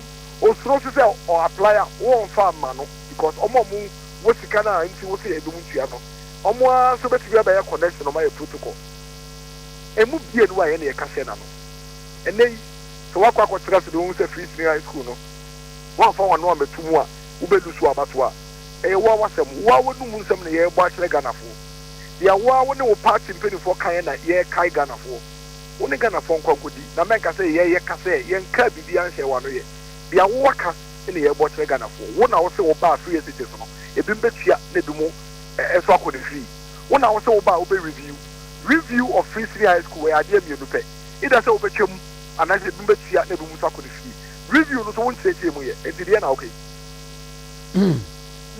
na ayi mame ma another story a yehunu wo ha Daily Guide report was see Vice President Dr. Mahmoud Bawumia has told the opposition National Democratic Congress that parliamentary majority is secured through winning elections at the constituency level, not through manipulation of numbers in parliament. Nature said, or can we, was it, you don't sit in parliament to manufacture a majority yourself. He emphasized, stressing the importance of democratic process and the need for political parties to earn their seats through legitimate processes. Nature said, you see now no parliamentary and working. As I am saying, I said the end is for your parliamentary and yes, and speaker na really and I speak and say NDC speaker. And I said speaker on non-partisan. Speaker say a partisan. Ah well. Say speaker a partisan. And it's a fact. Or NDC speaker. I know NDC speaker. Oh, yeah. Parliament of Ghana speaker. No. Speaker, the Speaker of the Parliament of Ghana is a partisan election. Okay, yeah, sure. And a non-partisan election. Sure, yes. And you are NDC, or NDC Speaker of Parliament. No matter what's in a day, no matter say, and name no can say about 2 weeks ago. NDC General National Chairman, General Mosquito, can say they are losing Parliament. The NDC for them last in Babeto, the friend is saying. About Parliament elections and also. Was it they are losing Parliament? Aye. Hey, any mean Oh, okay. Now, and then you know MPP for strategy and they say, "Omodom last in a good Parliament." So, now, ye winning Parliament, no more create problems on my NDC. On one question, in fact, all the internal polling, and all the internal research NDC are agent say, "Omo lose Parliament completely." A lot of their MPs are going home and they are going on retirement. MPP is leading with a very large, decisive majority in Parliament, and they are aware. And see, what they are doing, they say, and they, cause chaos our Parliament, and creating impression be in the minds of your followers. Say, oh, you want to background here and say majority in parliament into Montoba and to us. That's all they are doing. That's all they are doing. And get this anchor, the only for so being pan also. And for so being pan also. Open for your majority in parliament. And your back door near the year. And yet, Basabasa, yeah, our parliament near the majority. Confirm. Koye campaign e wo almost say mo members ni bi ye twa banema wi na unya majority na wa form majority na sa back door ade a wuye in faso be pa mo cause unnecessary chaos in this country ade mo ko na makwa bato na malusu from the one NDC4 a minority in parliament there be chaos there be violence in parliament. Why? What is this? What is this? It's a friend is saying, Dr. Mahmoud Bawumia came and said, Yamu Yamunya, after all, I can't barely some 40, 45, 46 days in Kotuaba. What person with your majority in parliament, among Kofem, Namuwe campaign. I'll not Musu Mbakwe campaign. Me and Tobamu, your Tobamu Namunya majority, and I'm about nothing, they might be from the majority. But I'm to me, you should backdoor and from a majority in parliament. It will not work. I see. And I know Professor Jampo Samutie na or say common a campaign song go Kramuntimi compose it to one sound now ponum ne the victory of Mahama is coming again. Na moody nothing. The meaning the Paco could be jump at them. Me makache party for some jaisa. NDC no or sat to the NDC party up. NDC need oh jump NDC need okay. So be him. I thought I would make a class over. Mensre wow oh bro I maybe I think say nya but mensre bia oh sorry Isaac send a picture of videos there fine there Obiri say jump for NDC it is NDC na say or Saturday NDC nyuma e say ya bia it makache party for some guys oh no me nyini sa na o sanita na party for the NSA ni sam kan bi na e na no we herodo no sikan sam ni bi no yani we NDC no kasa NDC am hu so kasa but that we are spoken that oh there be o kasa NDC what you say dem o be ya won to say the tia party for the journal say o ba so me professor asamra make no me nka ma party dia so what you say but obi so we NDC into the ma party for the NSA say me no kasa so o fe di tamaklo sisi ana o kasa o be the NDC ni bi enkodi na tem be boa oh there be ana o fe bande mo no mu kasa say NDC ni bi enkodi o matem because kasa NDC ni can this asema yen problem but no ba no I know say professor bia asa wakosi ni bia fi heaven na waba ina no kwa na nyansa wo ni tim na o kan nyansa sem si obia so ni so wo kan NDC for asem wo ka ba NDC iti na ma party for ni dwa no ba me ne o makasa say o munja sa yen sa ne ma no obi party ni no do ODB asa na mudi na tem enti me ni so o meto so ayesa me ne o makasa ba I see. And then Mamma was yes, I have to my drink also. Na me trauma so. MPP communicators here yes I am man. You're very decent. Yes I am man. Enti na only jump on so nkasa. Sa de no bia gira baby. Problem be no. Here na say America border patrol about 16,000 border patrol officers. The council of the border patrol ekojina Donald Trump eti campaign man no. Me nyini se ntokwa bia ba anambwa. Nti wo ye NDC ni professor wo tumi ye NDC ni problem bi ene ho it is all professor now ye NDC now ye NDC adwuma asem bi ene ho na mo party for ni bedwa so wo begina wo ye to say sebe wo nim nyasa se o mo si obia nti wo ka asem na tia na ma NDC o bedwa because bi ene so wo ka NDC asem so I just say ba wo ka NDC asem na ye wo to say na wo ka no de wo professor asem na wo ka no ye NDC asem o bedwa nti no so njai sa ni ye NDC ni MPP na so ye hu nsem ni mu yi Mame na wase anopai. Inia, that's it. Na me sell. Ye MPs ni ye be sell. Ye wagana ba ko pe. Ye democracy no ye gusu a ye miemu a. Ye memfa parochial interest. Any individual interest embe say ye man no. NDC fonja chaos na omo foment in parliament. There is no way. Omo koso basem. There is no way. In this 8th parliament here we between majority. Nothing will make it happen. Nothing will make it. There is no way. Almost cost about them ANC. Muya minority. Montana. Mbasa muya majority. Aka enabe eduana independent yakotwaba. Monko polling stations ne constituencies ne electoral areas. Na monko campaign.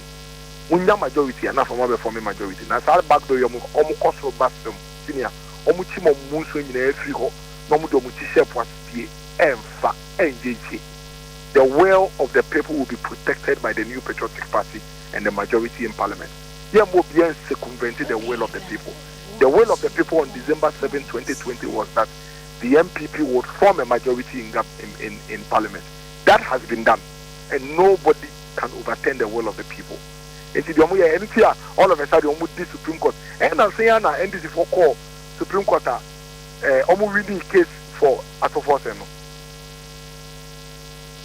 Mamena was saying, "Obey." What they say, Omudi Supreme Court atom. All of a sudden, the same Supreme Court. Say under this government, Supreme Court didn't send me Brazil MPP abine.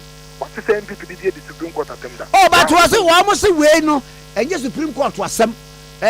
Honorable Mahama Yariga say, Yenim Rebia, Etimika say, Supreme Parliament, Speaker of Parliament, I can't say. In the Supreme Court, no so are direct when you see. Some Mahama Yariga Adrian no. Ghana ha, Senipa Mienu, Adrian Enshia, and one bread in Chas, Yemo, if an echo. You're saying about an aspect of the law, I say, yeah, conflicted, and I say, I confused, or I have an echo. I have Supreme Court. And a Yako Supreme Court, and a Supreme Court. As some common you, Omundi, Yomukan, and say, yeah, Babbitt, yeah, 7 years, some Yaraga, the Alcaniano Cray. Said, yeah, a friend of Mark and also Canadian Creno. Young calls, I don't cry you. I hope say, oh, they are not so. What kind of such a man for? Young calls, some no cry. We haven't even started discussing the merits of the issue. The Supreme Court for you can say, as someone about the drew your name. Nasani Abia, someone your baby baby, Obi cock a jail a Germunsi. The Amo Yafa Mubiano, and Yababian, won't train child the Amo Yafa in our answer. Now you see someone here where we are as we do your own why Yafa. What is this insult on the Supreme Court? Senior, I'm sure about me. On Shawon, so Medasepa, Yera Dennis Miracle, Abuaje, Communications Director, Emma, Yera Dr. Mahmoud Bawumia, the campaign for flag bearership position. Okay, 101.7. So, Jacob Kubi Mambia Makwa for Swaba. Mambia, one, Honorable Collins, also Amankwa. On the TV, this one. Yeah. Former Messianos MP. Aha, na. Menino. Yan ye call division. Division there. Division 1 league. There be cross from school. Obia ye wo abekọ. Eye division. Ana school ketuam. Ah, nima ye nima de. Na munim. Ha. Munim. Yeah. Primary school headmaster ye friend Mr. Nsia. Ena middle school Medre kasa Medre middle school no so no master kwache no afitafo na master kwache ye kwa division satan ye headmaster no card da bi na card da na AF 2000 ena say ye study and say AF say akoko furu 2000 ena wo mo shizongo no wa ma division wọ́n sọ wọ́n bẹ kọ́ ẹ̀yìn buokom block B. Eti Fatima Abubakar information minister ahampakyɛw wɔn ɔkɔ buokom block B. Wosa na kɛseɛ sɛ yɛ ano ɔyɛ o laadi. Na wɔn koko ɛdɛ papapapa koko deɛ the whole mo go kabi bi a wotumi na wɔn nyɛ koko. Wɔn tɔ no wɔ junction ne so. Ayi. Na gogo de nya junction so adiviti nana ne kwaba na ne aka mambia makwafo na taade no so ho asem wa wagum ene mpabua na ɔhyɛ yɛ no da bibia mi so adwuma kɛkɛ na oba unko TV so wo yɛ CEO we CEO Yes CEO papa hey nana ene do CEO Levanjo Anu mo dia na Allah na odini kokro botina kana tetre maso se de be sika na ntata so na woni ma we hosem kane no so ko bank na teacher ni ba gina katua una de ahu so e teacher ni wa ye list nti wa dia katia ni wi anu atena bank ho nu wa chiche sika ni ye ni mekoni ade ade o de ade ahya ho na wa tape nu wa twiro o de paper ahya ho nu wa twiro agu akire na kane na ne akira de woni de me de na natlas de ya natlas anya Ghana National Association of Teachers Ladies natlas no na o ma chiri won de atwero if you can read this thank a teacher. Wonderful. That's why no precious ana kwa mboa ampa me what P3 na madam o chema de mix akowua ma wei won so so what say wa eti oji mi di ana minimade eti na ono so owo boyfriend bi so no eni kunu Nana Charles eti mi na ya na o de aduane ba na de akoma Nana Charles o di Chelsea Nana Charles pa sad now there ani o Chelsea ya mpesa ade no ate Nana Charles pa Tikese oh sad no there yo ba me de aduane ne kwa me twa ma Nana Charles di wie na ma ye ase ne level any foundation otumfo tetrem secondary we say no o say tutu the second secondary senior high enna mimi kwadi MC no otumfo enna mimi kwadi MC no otumfo ba ye change school ni din for ba ye change school ni din na me gina wa na me hu me P4 mistress me so primary school no be man kire ma de da okay enna me so poku man kwa na kire wa de man kwa na kire ma de wa winim enna enti me hu nam kwa na nche nam se man ba jo kai me no se the binam Isaac ni me so me school edin no Isaac no wonu wa nyina wona DMC no da no so me nsa se kwa church obia we DMC me kire na de people ayana Kwame ayana Kwame me say wo say me kire de kakra na one time we ha say ya na gentleman bi e ba ha it oba e na so wo hwehwe me me na me eja no o Linda obe Miss Linda obe eti omo e ka kire me na me ma ne bai eti bibisa no na ma ne no so madam on kai me na me say da bi o no se me na me so na say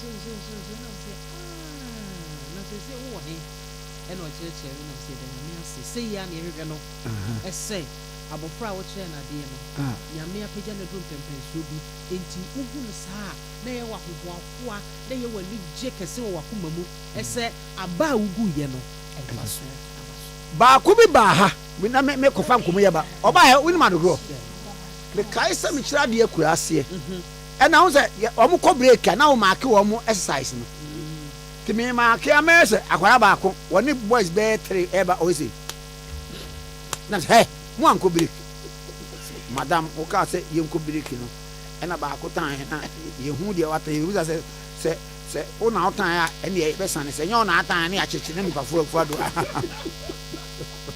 kamu fi mi so ko no won yare be bu se teacher se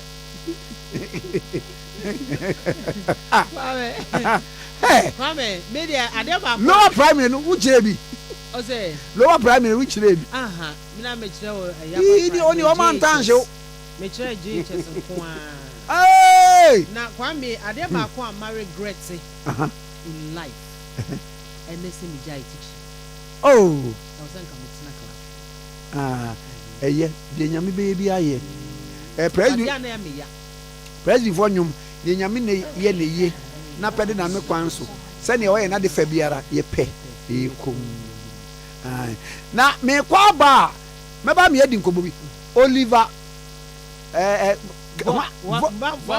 Voma one. What is what that's with them? Oh, money bail, Anna. Your money bail, but court, more bail like your conditions as we meet. Until bail conditions. Sureties. Yeah. Oh, not one for no more time a chair. As someone may call Bania Becane say. Oh, pa. Too short. Voma one pa. What does of and I know or yare, no one see a supposed for album, no one's woman more, but woman intercept in the cell or done when the inmates need be by plan to be a comedian any idea. And one more in a quarter baby, no one in an attempt to handcuff him and not handcuff the answer. Now, Rollins depends on will be a net here. You hear now, Bonia. Now, on my baby, be area. But one is any Pacwana, you know. Who are you? They are not Tetuano, a soldier for Unima. There was a sporadic shooting in the area. So he woke up and then trying to peep through the window and a straight bullet hit him.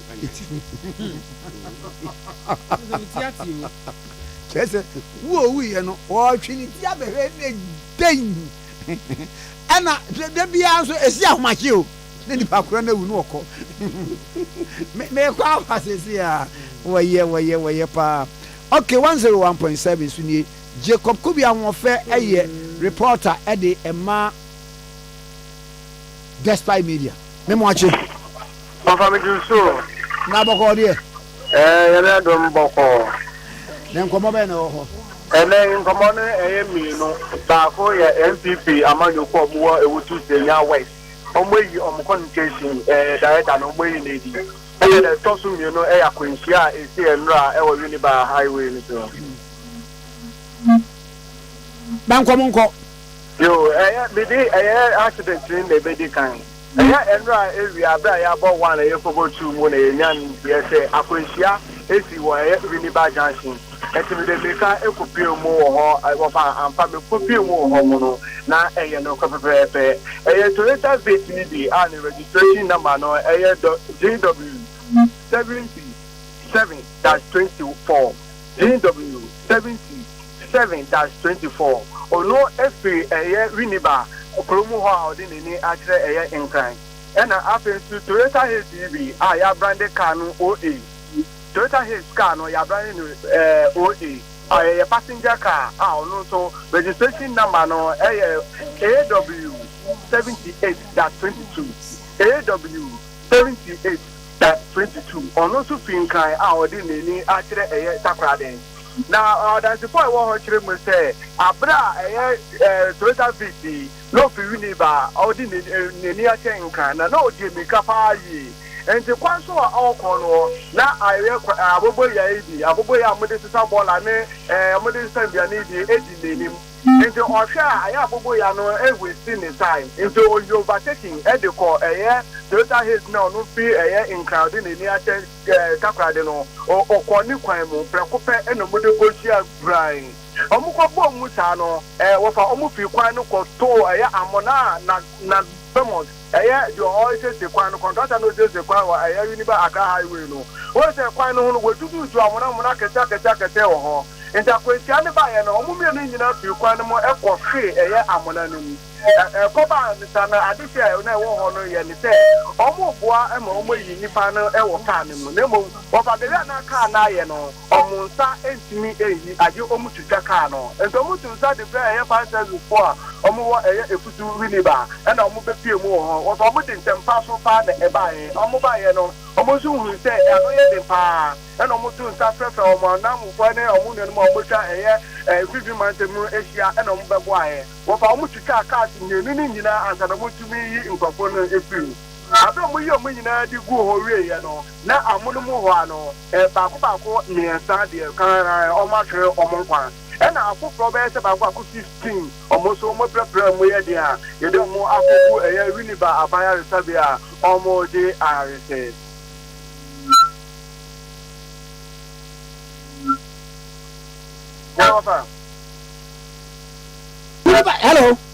wafa. Wiliba junction e dey nkwa na hye ho. Wafa obi ni mo. What is this omo ye ekwan ni nti no ekwan no se wo ye mistake no so ukodi obi le mu kitu e bi be akwencha bedi. Eza se ekwan no na fa ni nyina no contractor ne to amuna akete wo ho.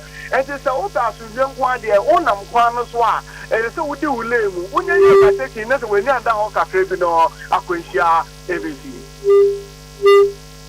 I see. Edia mame na wase wate.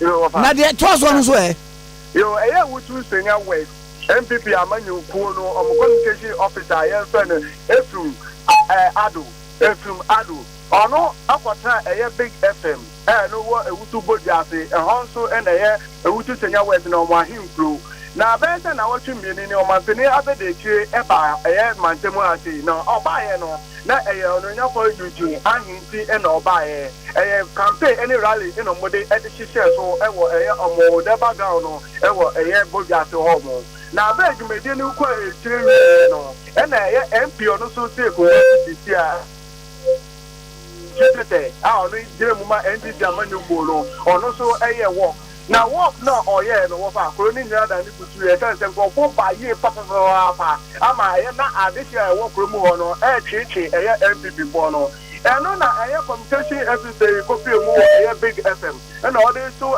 MPP amanyo ko ni penifo e wo mu se so omo ankasa omo hu ana se na Ghana for chichi omo MPP amanyo ko e wo wutu senya work no ni nyira ne se tama manteni abedete eba no ahunboa se omo nyina mo ka mo hu ebo mu no mo twi edom de be hia manteni abedete no omo anye ne sa na sika so efiri abankete mu ba janka mo ba pass nkrofo fa brand so no impenifo na tena so enti kakra omo mo wo na mo de ye na omo hwa common MP o so ko we do common MP fo ni work kaka oye no ate omo de no de omo de no nkrofo no be se times 8 anta de be so MP no enti obetre say amanyekuo no pinche we wutu senya west no omo nyina omo nka omo humbom na obi etia ne na so onja manenka no mutumi ye eduma na enye sa pa de ne se ya na mo de kwa abato na ona bu yuzi ahin enya de obetumi etu gizara agbosu tete enti omo nka bom wofa o TV radio station kodu tie adeti anu nyafo o ne ba na se wo ye nya office odu wona ye de nkra ta wona ye ne bi tintan to ye yi ne de MPP amanyo ko no adenti na kwotara radio so e ka sa asem na ka ne saka krata na krata ne ba bonte no na ye MPP amanyo ko no wona mo to aba mo ni position bia e wo party ni kire mu se kama ye say na say Masabata ba MPP amanyo ko we wutu senya west wo na mpenifo ento omonan FCC ho ni nya ne say DC ya ona owo ho this year no one has a edible bribe. Then we are kasa na ye from Adoi. Na ye this ile free or ye ni na so free homo. The papa ye aba party ni mu e wo ho. Na ye honorable Judge Ada na oye MP. Bibi njo bonya akwenhia o manteni so ba homo numa ono former MP na ye no oba ye no wa mebo na ba so na emom parliamentary candidate ono ye duma wo ya o manteni abedete ni office o manteni kasa ni office ni de wa ba bo na ba so wa ba na omunye primary pra na chese o manteni so e de papa e mobile nti sam papa e mu no e da so e wo ho ama sisi amini u kase e da so e di party ni nya enti enimenim ya so ma abranche no ankofa na eduma ene omun kan hu se MPP amanye ko no e hutu senya west no omun forget se ombeji nkunim e wo mi ba jo mi ba e bi so awaye me checks e wu senya de ombeji nkunim eno so no be onu kire mu se enkabom ensada eni homo enta ma amapena be de ti eba no enta se we di nkofo kakra beba we si di nkofo beba we si di beba no wona omo ebufo wo omumu no omo strong wo mo bebi omo mu yo mo eduma wona san nkofo na amba omo amba edumedie na ake enta kama e se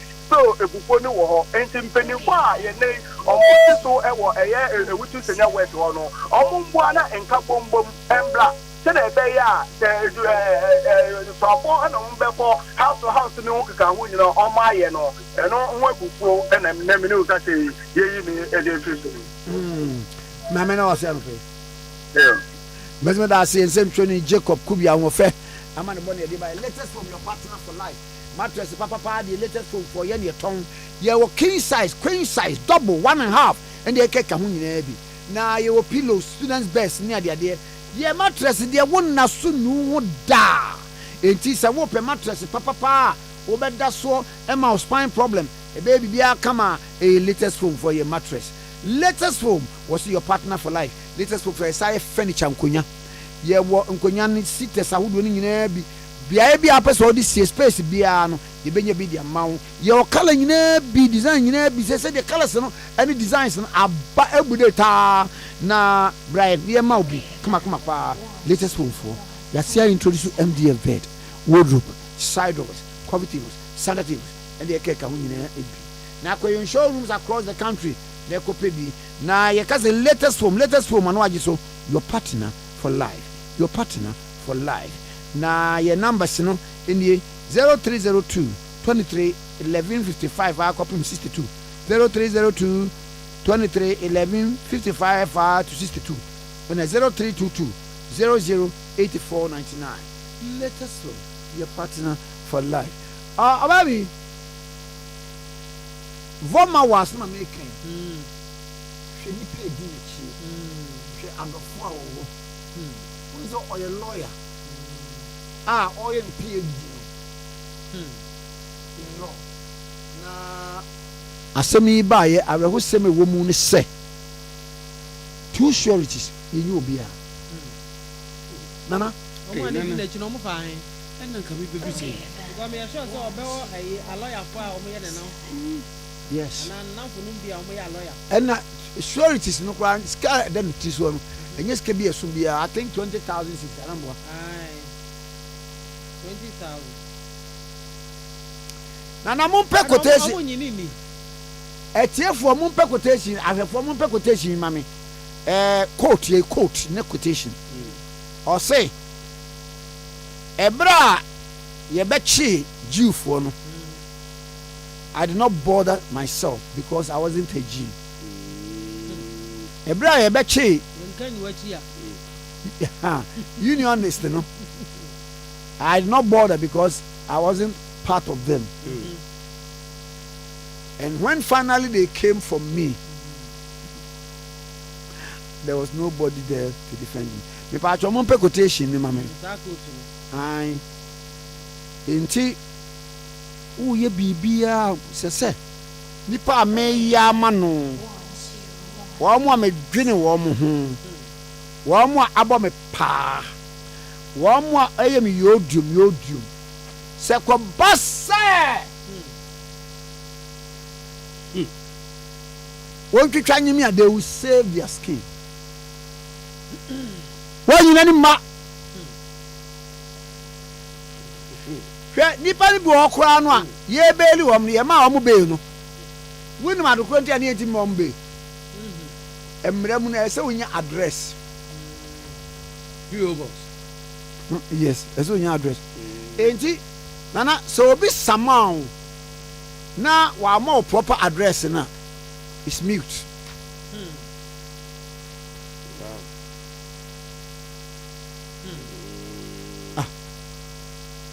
Or you know Kwame Amo of where?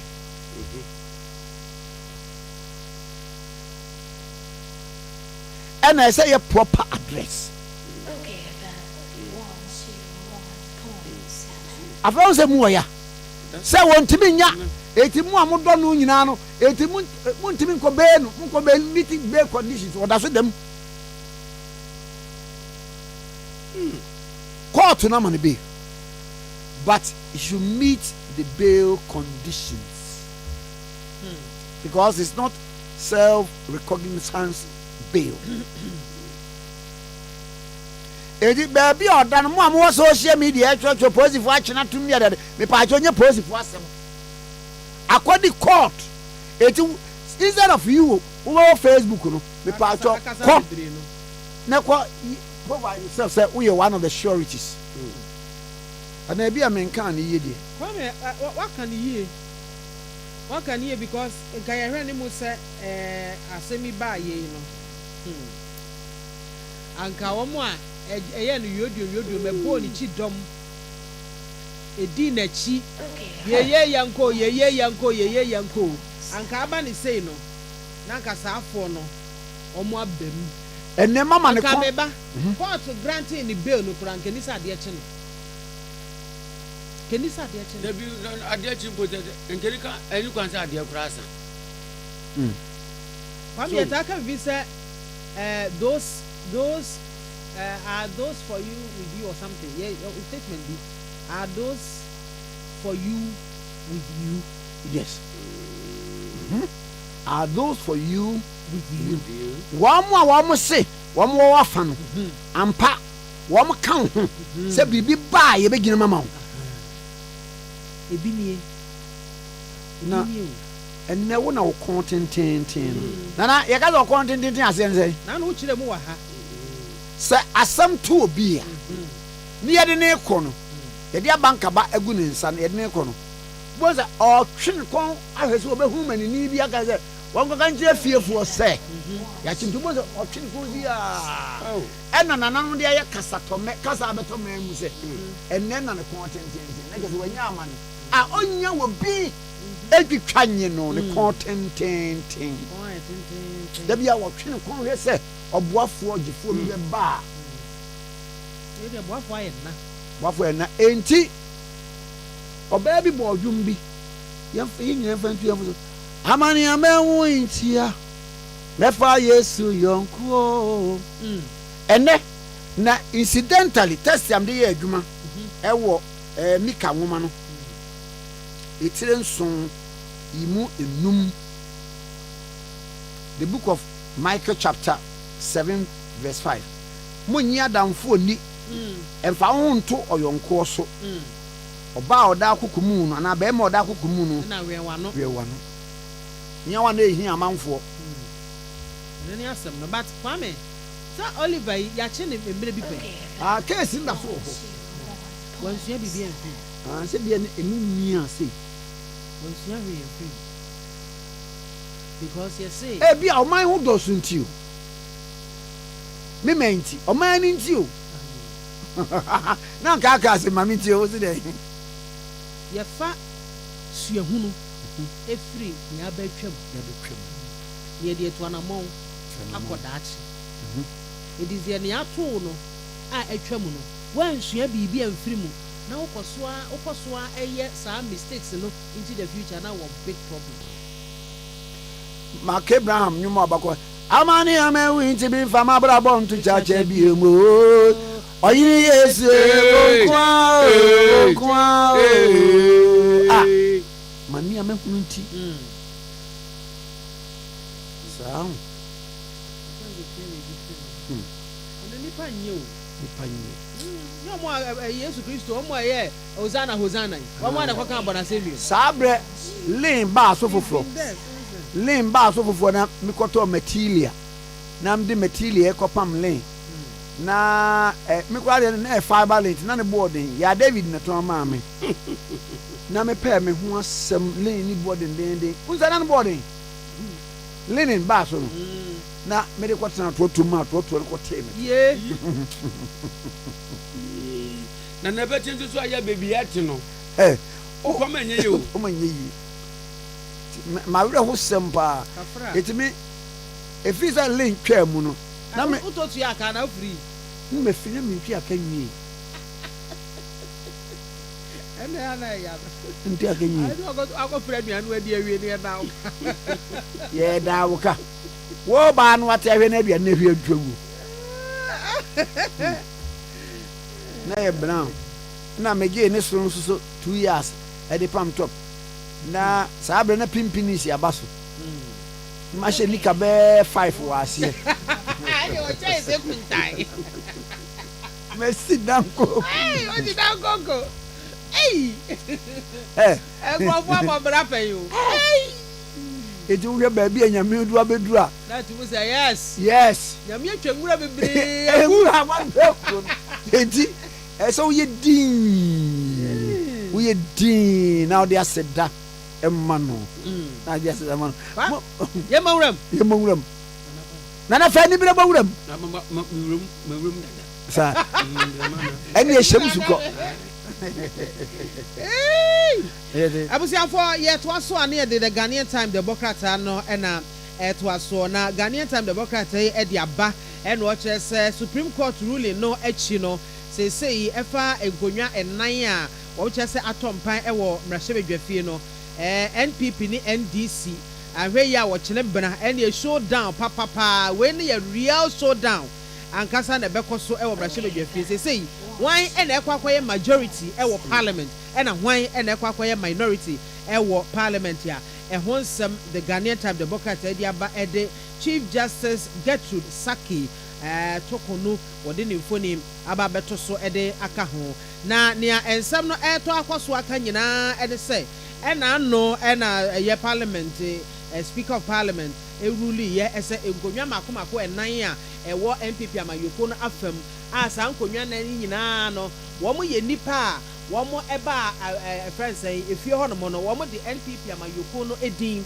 e na e ba ye eche wo mo kyerese ne ma bi mu ana ho no mo ama won enti wo mo bu afu wo mo ate wo mo ho every party no emu na wo ma ate wo mo every party no ho no na kyerese wo mo kwa kogina se contact na se ne ya Ghana mamra so eka no wo ko akopre contact na party a wo di ne din e ba mrahye bedwafie wo se wo nan nwen bi mu dia na wo se sa akonwa no a ekita no utimi edeto wo no na wo kokopre wo contact edibre no na yewura asiama wo no eye second deputy speaker of parliament ono susu kwa mrahye bedwafie ho no mo ese contact okoye no se na ese de ode ntoma ekobo NPP amayoko no dia no edi wona nyina contact bim edi 2024 wo kwa kogina NPP amayoko no dim na kyese contact akonwa na wo de baaye no e wo so wo de to it is asem yi and a speaker of parliament e rule ye ese enkonwa no adampan edi adampan dia na kyese wo hwemu a NDC ni MPP amayoko no entem no NDC buru wo so baako na afei ma memfa we so mre obabi memfa we mra na Supreme Court so release speaker nso ni ada na question $100 million question is why do you punish me for a crime that is yet to be committed? It is a crime. Me say I didn't mean to watch what idea me cross carpet me da so ye MPP NDC amanyuko ni ba na ebo me say se parliament we kwa awie ya ma ta kwa awie omo kan wo ho the intent sa no omo kan ai because omo file letter bi ama omo kan electoral commission ho there be bajo bo omo file mo file that is the intent abani ato and you to we are yes and na the American me action no me ba to me bo per Supreme Court ruling no me action no the next parliament yes 2020 because parliament we be dissolve no it is our parliament we no who fani be enko the next parliament it when apply to only the next parliament not current because 2012 owura tanya wunu okay no na wunu no lower menya upper menya so yes lower menya na waka say o declare an intention say the next parliament no obeko independent o declare no party no do ajaho ano the then speaker of parliament when declare ni seat in vacant. Yes. File or electoral commission. Yes. Because the intention say parliament here over there mean cross carpet. I'll be with the party me de ba na she be name the 9th parliament that is yet to be constituted in the future. And subject to say ma win it ma when the intent no enti bi kura mbam it is not tantamount to cross carpet na crossing carpet ne samra na e wo no fa so bi ani there be crossing carpet ne ye betim ra hye badwam ho na ma ye open declaration na so ma sorry afiri ba bia mete akotena sei ana matwero krata ebra me yam na hye badwani no akoma me party for say me ni munya adwuma bi automatically no the seat should be declared vacant. Ana party me wom no the letter abamra hye badwa mu say wei wona so nye MPP ni biu NDC ni so biu be declared vacant but when you nyina dey emai but sa ukase speaker no wo no wa hunu say notice of poll no me picture boso a wonti bi nyina sa de no so emre mu no omo frɛ ade bi all the authorem partem rule ebi wo Acts chapter 26 verse 1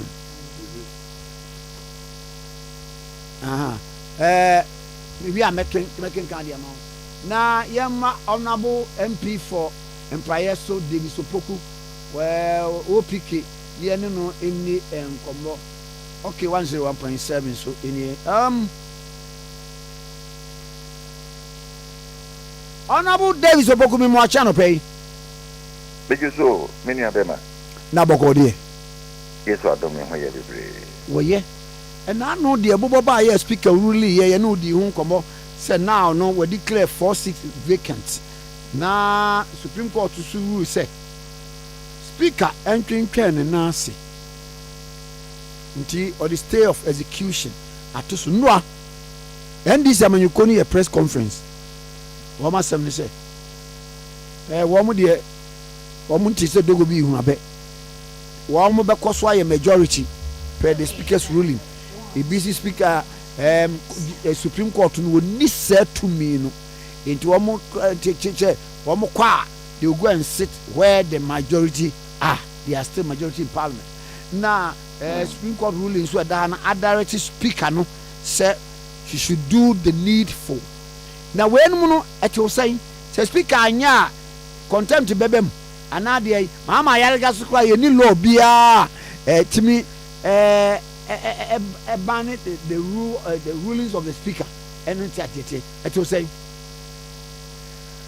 yeah they didn't kind I mean that was a very well you see Mr. Minianum NDC for say I was here in actually so you know speaker man is ruling you know MPP on anybody in Komobia you say we disagree with the speaker but of course that is the ruling of the speaker Obiri no bit ma be gina bontin say speaker kan no na yen tiasie it no speaker can only to me so kan yen tiasie so we continue to hold ourselves and as it those persons may continue to hold themselves so we am na shebegenia odi en say wo be shemra na wo shemra no the titru and answer the yapa kese pan say ube bumra so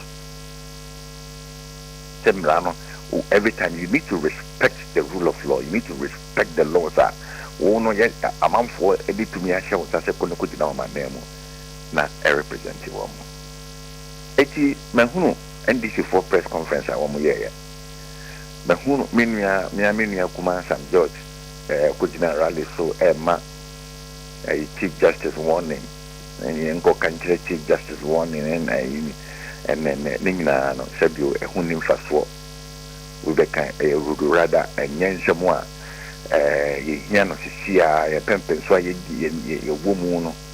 The country is so tense, we don't even need that by showmanship, no, Sakuku, no, Nakina Radi. So, when some Kaya, okay, and I said you, and then Suma, Safata. It's Mestre, Wom. Say, the Bible, I had is the 1992 Constitution. The 1992 Constitution, you know, and my Parliament to me, and then my Supreme Court to me, and my court to me, and then my on my benefit to me, and my media for to me. It's your number, you be a human, so we just talk to man, and I will be back to now. It is because the person has flouted the laws of the land. So when I was Shamran, could you never be Namrano, Senya Mrano Cano? na de di tumi no ahye the constitution ayi tumi ye de ahye ne nsa se bibi akire yadwene efa constitution ho a wɔn mo wo tumi sɛ wɔn bɛ kyerɛkyerɛ mu a yɛ the Supreme Court of the land no wozi asɛm na wɔn aka no wɔn nti aseɛ sɛsɛ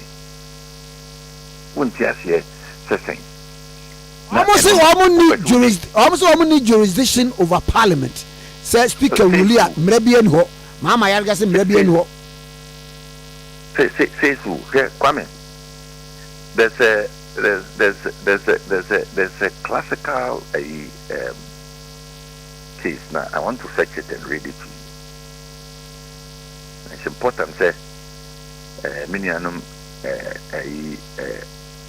NDC for they ought to be measured and advised. I mean, you cannot eat your cake and have it.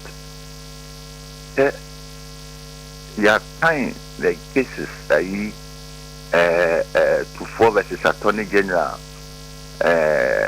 even near the NATO.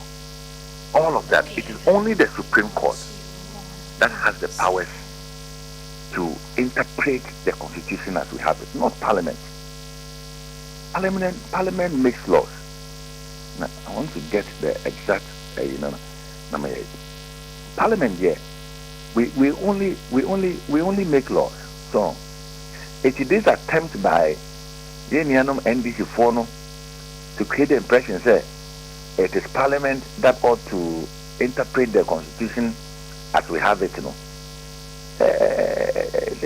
It's worrying because we are in a I'll say needed open public is the Electoral Commission and are not 2011.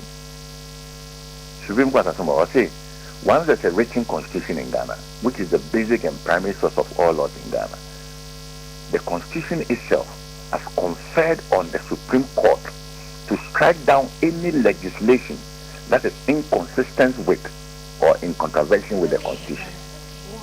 See, once I award the constitution, I get the supreme law of the land. Yamrampono Ashe said Bibitri Agni, a famrawa, the only body, not Parliament, not President Akufo-Addo. I would to me, show me the Supreme Court of the land. So, also the Republic versus Fast Track High Court, the S-Party Commission on Human Rights and Administrative Justice, interested party on Dr. Richard Anani. The ruling of the court. Also, we need to remind ourselves that there's no parliamentary supremacy under our constitution. Rather, it is the constitution that is supreme. Maybe I was it. There is no parliamentary. There's no parliamentary supremacy under our constitution. Mm-hmm. You see, unlike UK, where there's parliamentary supremacy. In Ghana, there's no parliamentary supremacy. But see, as the interpreter of that constitution, this court's view of the meaning of constitutional provision cannot be preempted by that of any other agency of the state. Wow. What it means, Mr. Kwame, any provision I work constitution means what the Supreme Court says it means, and not what even Parliament says it has declared. Mm-hmm. If it be a constitution in the constitution, the Supreme Court bekasi and no here the Parliament beka. And yet the President Akufo-Addo Beka, and yet the Speaker Padman Beka, and yet the Dr. Bawumia, and yet maybe I thought we are here forward the way if I'm me. Why so bet me? Secondly, say no, sir, Speaker, and there are more. Kwame, who say Justice Abdullahi versus Attorney General 2022 case here.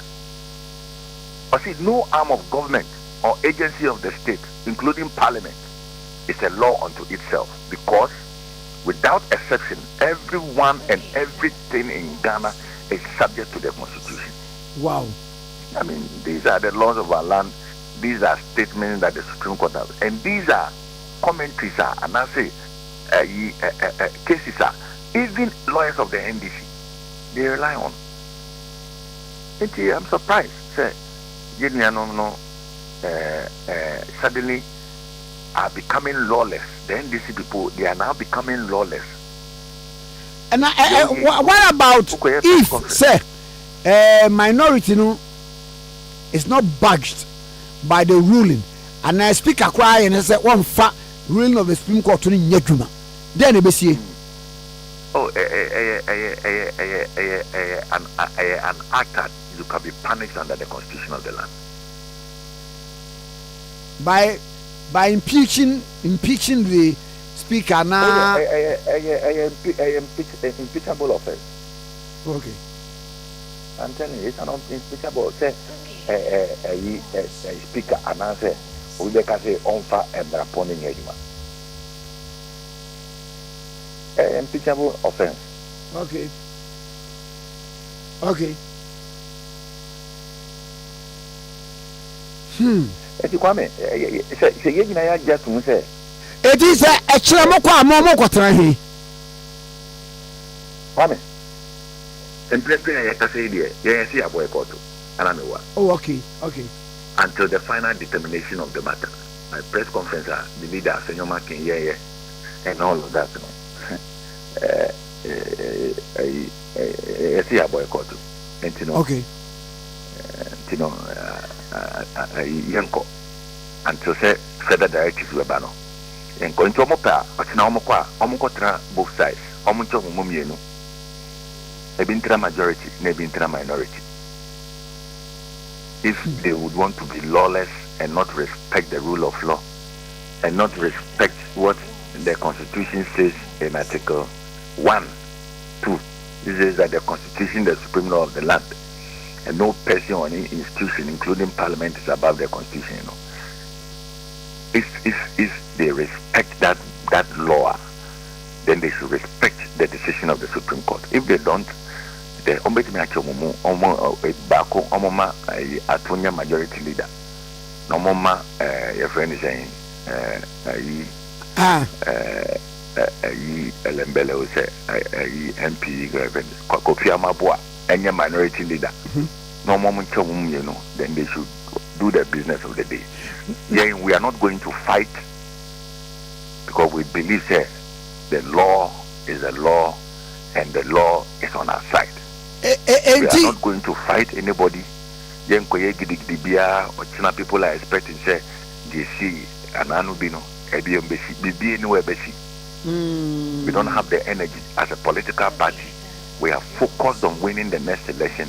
We are focused on winning a comfortable parliamentary majority. President Mahama say the SC or parliament here say minority better than majority. No, you will lose the election as MPP. Well, President Mahama we are born your money from Yensa. Yeah, you know, many are Dominic Pia or Simbi or see the job the grounds, yeah. Yeah, we are firmly on the ground and we are working. Oh, shit, Dr. Bawumia, and what they are just campaigning more. Hey, I say, Mojani is different. Because you cry, you walk constituency back, Kwame. You can't akoda o. Now we dey or no, what they are just to tell you that the NPP is on course to win the next election. Njenya say, any ababe gidi to throw away the very constitutional. We are not ready to throw away that constitution. Kwame so ka Bible nim. Aye. Bible nim ai akwala bia. Na say we see media ba ko say dem fa sekensi ni moni enke ni mu say giant. Wa ko say there be. Yen dey see there be. See a back up ma she bedwam. Na yetimi ye dey sikan ye kebi men nke bia mamonim. Ye dey sikan the constitution of the land. Near say, yeah, will not do it, and will respect any decision that the court brings forth because they are mandated solely when it comes to issues of the constitution to interpret it. Not any other body, not Parliament, not the presidency. It is the Supreme Court that has the power, and as parliamentarians, we. Baba Unia Mahama Yariga say there isn't any law. Ebetimi akwashi rulings of the speaker. But if the rulings of the speaker borders on constitutionality. A constitution one. The Supreme Court has the power. Once people bring it before the Supreme Court, they have the power to interpret. You see, the Supreme Court is not seeking to quash the decision of the Speaker. But stay of execution. Stay of execution doesn't mean they have overturned the decision of the Speaker, the ruling of the Speaker. Yes. They have not done so. But what the Supreme Court is saying is that wait until the final interpretation of the law, what Article 97(1)(g) and (h) says, the proper interpretation. The Supreme Court no, within the 4 years they cannot change, and that's a year. Then the ruling of the Speaker holds. If the Supreme Court says otherwise, I'm sure the Speaker would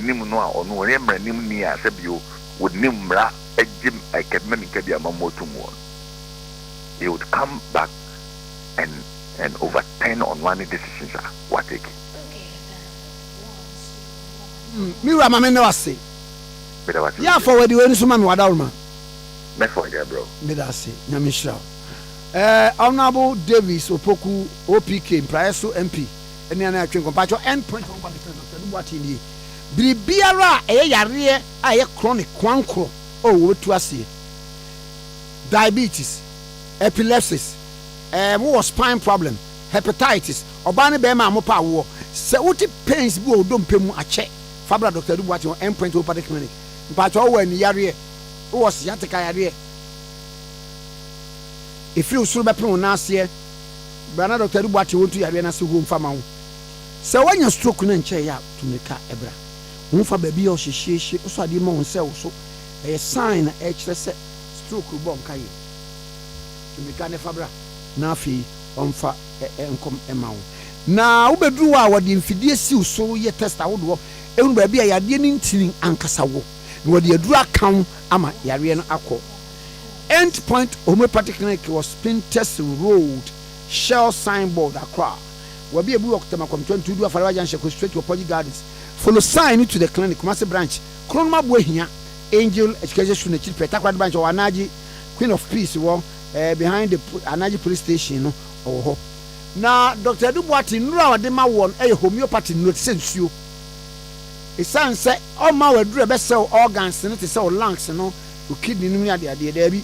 E nura wade ma won homeopathy nura any side effect bra obenom.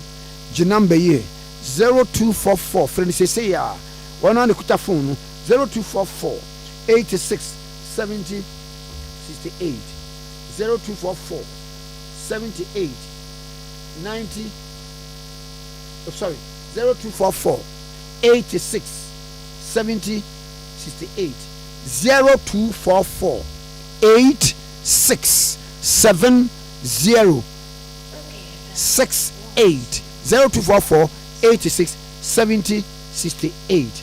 Yeah, we so about na ya ba na me busa honorable OPK say oba mmeremu a ye busa say asem wei ebi asida president in law ebi asida ana court ni si gina ye bi wo e wo sa asemi ho da na what me dey no ayehweso. Yes, case law authorities enom ne ade na ade aye ada e wo de fo awasem so aye dey aka. And Supreme Court nko so no they can depart from their earlier decision. Yes, o si gina ye bi enura enne wo ba ye no wo se saa de o si gina enura no on fanye adwuma. So the ruling Obama and a judgment Obama and then becomes the new president in law. They can depart from their earlier New Testament. And Kwame says Supreme Court is almost on the Emra no muchire mu man you. Exactly. When it comes to them akosi no. And no na ye dey abeka o te anana asmo kan o say New Testament. Why say akwara bi wo me class emre bi wani ono de ono bibia obusa na se onim kura o tumi ka bibia me se yemfa ebre enka asem. Yes o say ebre ni nkaso say wabregu na nei na okoba ai na mama sire wura nom wati adwamofo ai sana LGBT class ni de na ehia anamuntu na ya ba mechire bu so akire wo because LGBTQ de da am ma ye ho demonstration because every na wo mu no anu adi wo Ellen no and because o mu tete anti one so awako school no don sit here and can na wo mu ntu me vie wura no wasi Musa Nkrumah obia tena manhole so anya meya wodi esabi krata aba me de bere ma akenya me vie wura no Ade na wote so no mama ye de aka adu atwro don't sit here senka woni mu makura ke na wo mu Kebe na wo don't sit here ke wo we sava woni madie pa na so na se bua na obon medwene ho amenti ase na se we dey simple bra Fanuko Whitestone Dental and Eye Care. Na yen checking animano. Oh, jai samani abrewate. Me ba bona me ka asma chwas me Fanuko Eye Care clinic. Na wonnim se enkwada bi wonu mo a. Won de sua enko ye nyina no efi wani. Akwada bi wo a abra teacher ni kira de no. Won hu ade ni yi. So wote anima na so wote akire. E ba ne sa. Fanubra Whitestone Dental and Eye Care. Ni yen hwehwemu fa na ni no. Oho bia entam se wewe ni esia no ama no. Ai ampa o. Na se kro ni yade no e ba e monka ye. Wadwe o se bibia ye fine. Ube ko na bibia ka ekina wani sei. Na se kro masate se wono momoja broso na esiche yade no. Aya na momani yade fa. Sabe pepe. Onipa bia kwa no afimu wan kwa check up awani ho kwa no. Enyem prenu. Whitestone Dental and Eye Clinic say fa wono wabusua nyina. Ebra ni enye hwehwemu emfa mani ene mo se ho oho bia no ye behwe ni asia no e de amamo ye wo abafu mfidie ultra modern diagnostic machines ahodo a ye de ye san hwehmu no ye dwuma efo so de wani wote enti uba ye beje o fel so Whitestone Dental and Eye Care e wo East Legon ye be MTN office kese no free wo 024 225 1983 and 024 045 2992 Whitestone Dental and Eye Care. Wendy and Kenya. Charlie, I fear about to idiot. My giant baby pow. Me who dear met to a man impo. I don't know who the other man. We make the policy about Mama saw the paper. I feel so NDC bar. You will be in Juman kitten.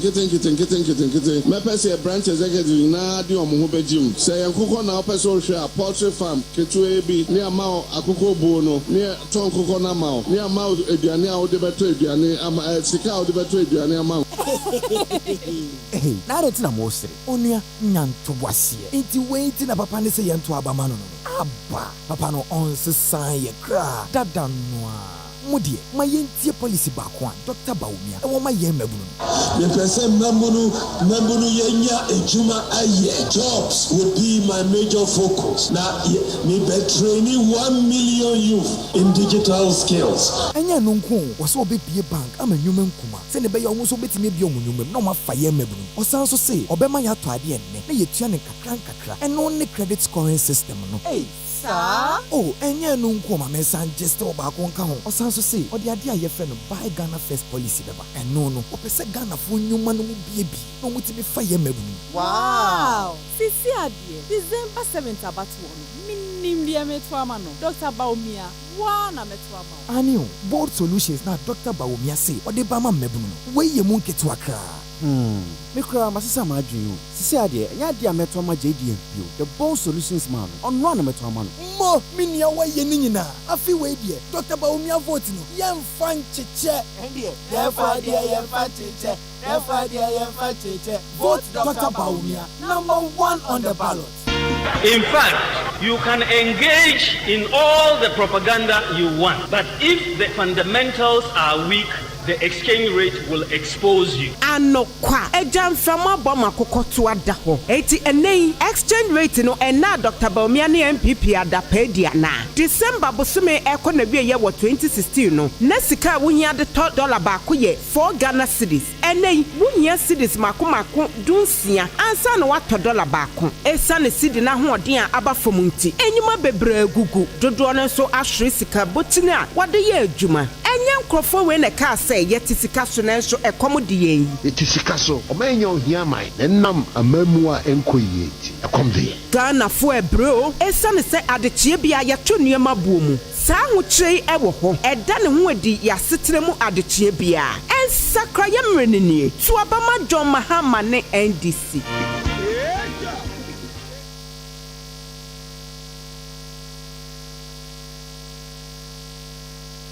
Okay, 101.7 so any na yenkwa enima na afei yemfa enkomo enhye so na memfa wei emfam we na afei yento aso MPP for the abasa ye mama ne se Mahmoud Bawumia for president was me pa cho mom yenka Dr. Mahmoud Bawumia wasem papa wa transform Ghana or the digital innovation and transfer Ghana was obey vice president no with the innovations be anim to digital Ghana agenda.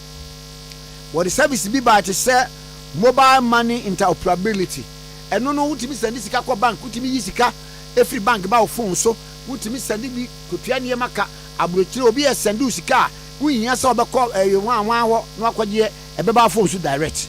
Was ni nyina ye Dr. Mahmoud ne nsa no adwuma.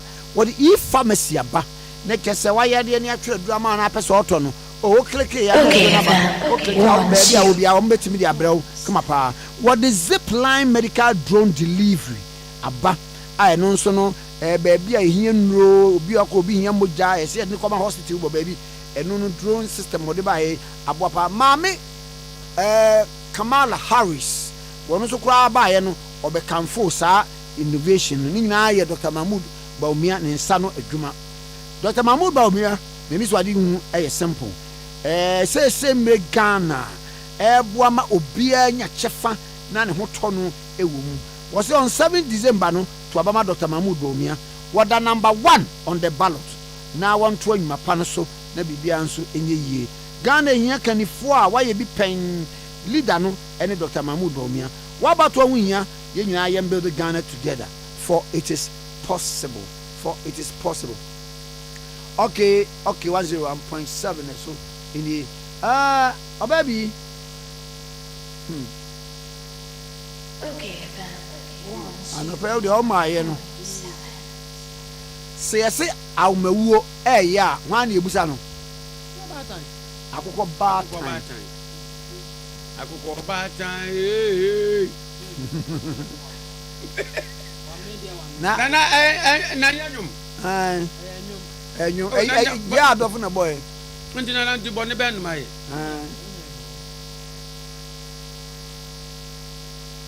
Na mun kasa. Nkwadaa mienu. Odi ni bakro. Enye ize ade a wo mfi da wo wiase mu. Ɛna wo mo ahyesɛ nsu o.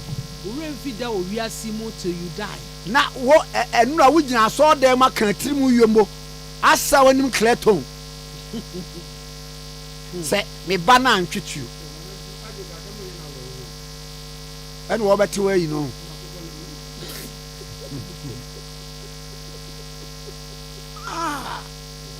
Okay. Now when you are sorry matter, and not go such as can was all them. On Just say. Eh? Ne say bibi na wudi ya. Me say won kwa na woni nwie. Say bibi na wo ya. Na baby am ka say me repeat ni na no pay. Say woni obi e di dwuma. Na wo ye ohia ni. Ontimi nkana sem. Ontimi ne wontwe manso. Wontimi ne omma atwede. Obi okoma no. Na se onyame tse ni mu obi hand bi koma no.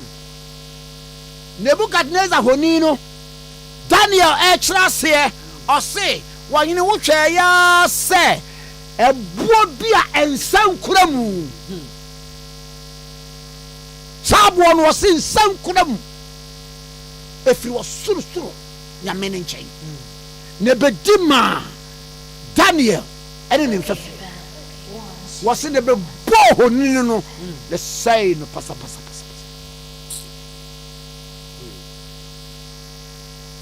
Mini wa anka mi sober moment no. Kame koswa pacho. Ni me diam. Ghana na mremu ahojo. kana wo ti fie num ti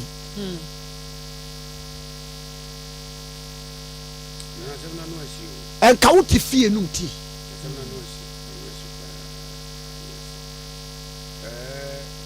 nana ko oba ya na obo na me fi se na me nyante enka wo ti fie num ti but they can the new public mumra so wo to yin ko for collection nya ko for collection na wodi se di akora ne ye no se me ba na antwetuo so for when you discipline what is say elibano what is say elimano ofni and Phineas okay 101.7 e ka hu bi ni wasore manaka for no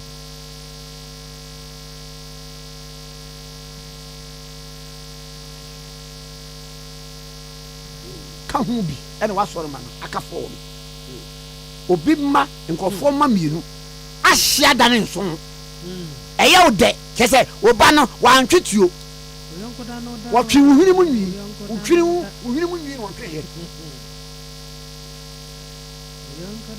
enya kleton asra aye otirimu aka yomo na kwa me ne kleton ho ebi ho na ebi do osra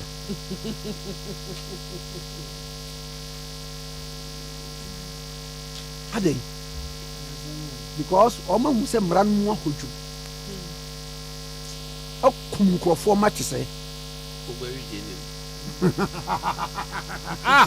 na kwa wi anti ga bere and you do justice today me ni mpoko ame ajeje se mo akwa we nyina e ka se eyi e wura ho aye ka se mo wo gina ha na wo ni ba ya wura ho aye ka se wo bie mo so ai wo de mo ne be ke ya wura wo se mo no Zugwa ija ahim eyi minkai abusiafo ya kwa makunu no ewu ya anopa na go si ati baby na go si ati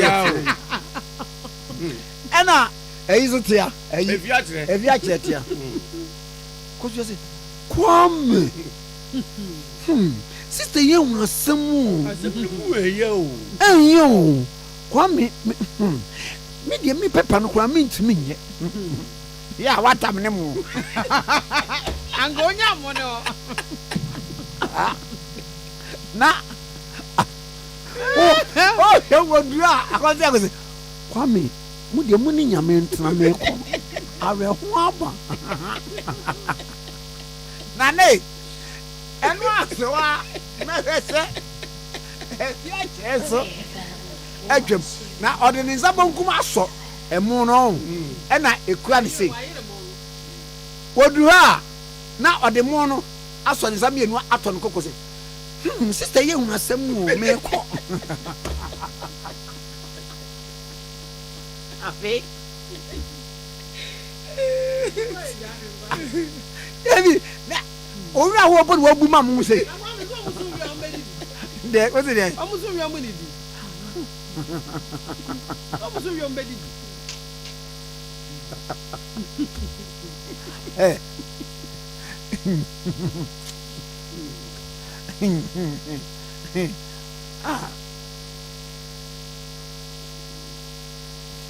na woni di me di mi kosoro na woni mi se asante be kwai unza metna be kwai asu kakra na be kwai obia onimo pani kwa apa bia no obo de make ni fie ne eboban e be kwai na bandi bia obebe bia no waji sika ne wi ansa na wamanso hye wo ade na wabe han no ko ka kire wa onyi bozo waji sika na pani kwa apa obia be kwai ni bia be di madanse obozo wo kan sika nsi ya oyo se enti emra no e wo fun ne se so o hye un fidie na dia ababa twini mu se kom now pre organs ayi pre guitar say ling enzioto enzianto make balance o sinyam na mka say enzionto so pani ne ye mo fam sika ma say abedi nsisem edi woni ni oye enzioto na enzianto o mam panimfo bi o mo dey bia no ma sizi wo organize wo so kwa ye adwuma na be balance ne ba no be fa ko na be kwai ye ona opani bi aso opani bi awade mfane kransie mi muni din ena yakwa anu sorry ena yese eja fori mompa ye me gina da bi achi sei han eja fori sei mu ye nyire mu nkotodwi utina achi tina jese han eja fori mpa ye enuru sili woti we ne ba yi me de mekoto ko jese eja fori mpa ye I don't say enuru sili ni wonwa wasi wo be fu gogo hu no we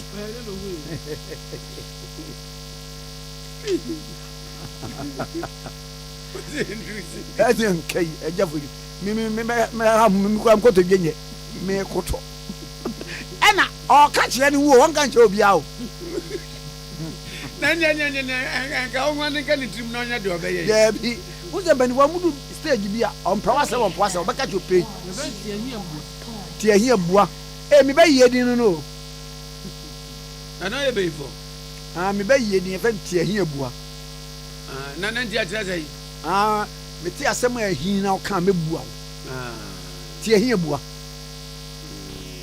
nana na aka sɛ me bɛyie di saa ne yɛka no bɛyie in account terms no contest biara nko ne sɛ deɛ sikyerɛ sɛ akoa wei deɛ ne bɛyie ɔkyiri sɛ ɔhu fufuo na kyerɛ sɛ ɔwɔ that taste for fufuo akoa wei deɛ ball no the ochira no say the kuro so fubo on the horn na be yie the skills sai wo hu say ma to mo abetwere ho no ne didi dudu ba yie no ba ba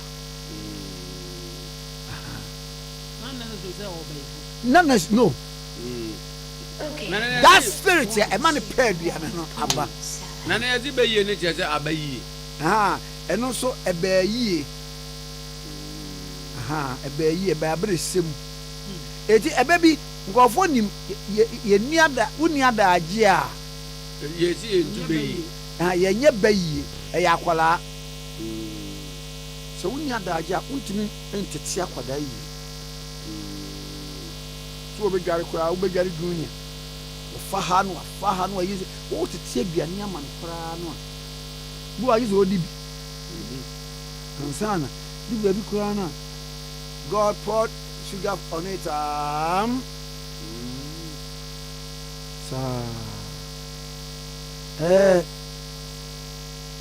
Ya mamma, Adibia, ya was auntie, no tie.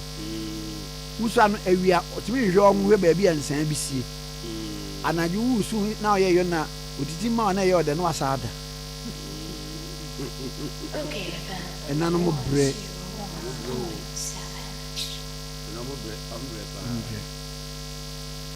Me ma muti won dodo say na ato phone iPhone dia ma o ma me da wo hu na wo ya wo na hu about time break na na hwe se wo ba Ashanti region most lawyers doctors omo di yie kwa buki na de dia o ma me no hwe o senior mothers Kumasi dwa kesim won de ntia mpanimfo meswan na ehwe ehon de bi omo di gwa no Asantini maame won pese obetena fie se ne ba mehwe obetena fie ne kyese wa tofo mo wontimi nante madwom ekura ase kwa sa wa wo mban abo abrewa no ona fu a wono onu ana duane na se aduane woni ni ba onu ama wo ni nana no nti me wa kura ase ne se wa ama me wa ama me duane a enu aduane no wo ho yanso o tia ma wo no o ye ofa ho so ama wo ma me aduane no onso wa ama wo ya na ni kranji o ten ha na ni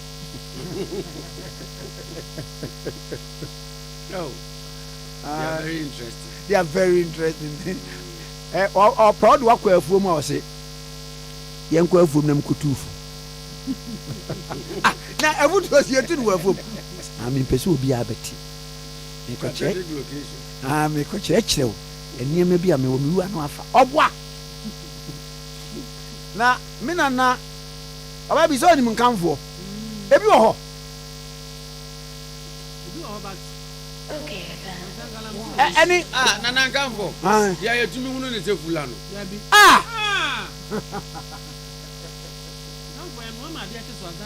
What it? I think so. 1 minute here. Having come for the it is sir. Me van say a by the form. Na as a potato. A yellow. Na me na otu wi a wo de abehye ne mpaase. Na ama munsuo na twenti ben come for me na beti bi abehye 6 months kwa na eni. Na ye de apoto nsu na edi. Na so ma apoto nsu. Wouldn't my potatoes? Meko. Ye tree. Mekoira. No, I took tomatoes. Eddie a trim. Oh, I'm a tira. Well, I'm a tira. What do you think? Ain't it?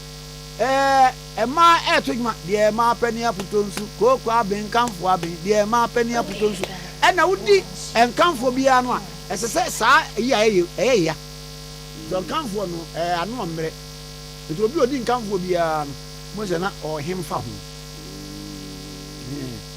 na menana eno ni kokọ asebaye no nyina opia hye ne mpass na bia obọ mpaye na unnim na ya akwala bia na obefa bibi odem ho onso ne ho no so ti so o ma ukodi agoba na maami atotu mu a hotel efuada bonne me na efe na efuada bonne ai na wakwa akoda na ada o za abonse o hwehwe waso achi e na so achi fi we nyare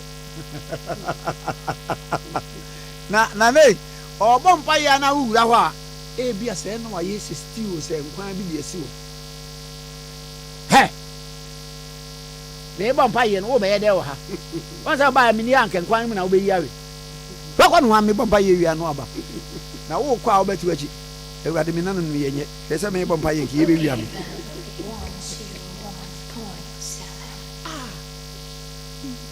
enti nana se obi esori bia social media ana oye bibia otin se ene Ghana for ya memre ne amane enko na wo san se why na tete no oba bi ya umusa efifie bem woni ni wan ye bo woni ni as efifia for the sasa David Kasa obekum Goliath no na Abna ehu no ofa ne ko Saul di mpacho mboa ena Saul te ye no obusa Abna ne piafo ne se saa kola no a wo so wa kokum Goliath no hwan ba ne saa kola hwan ba no no se Socrates ase minim okokum Goliath no a oba no na ne ti kuta ne nsam ena Abna shashia no saa de ne ye de ekọ Saul ni ọkọ so de wa musan se na aye de kubu da bi etire hwan ti ne kuta we da bi o twa ne tie moja nyina aso so wo say busan se abrante hwan e ba no ne ho e na David se wa koa Yesai e ba ne nti ofi obi pa na ebi a social media wodidi wo hempopro bi atam wodidi wo yatam bi pen fadam hey wa baniye Ewuni ate shock ne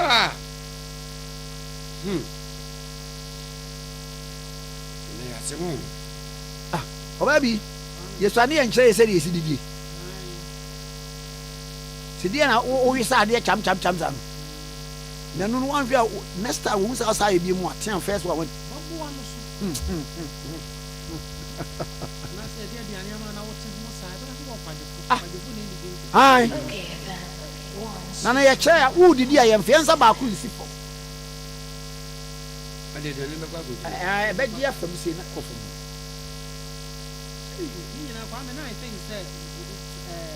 o posture o de didie ne nye afei na nanom nim nyansa se yesi wo dware na wo ye de o to nyima na abo hwe man o ma me bewu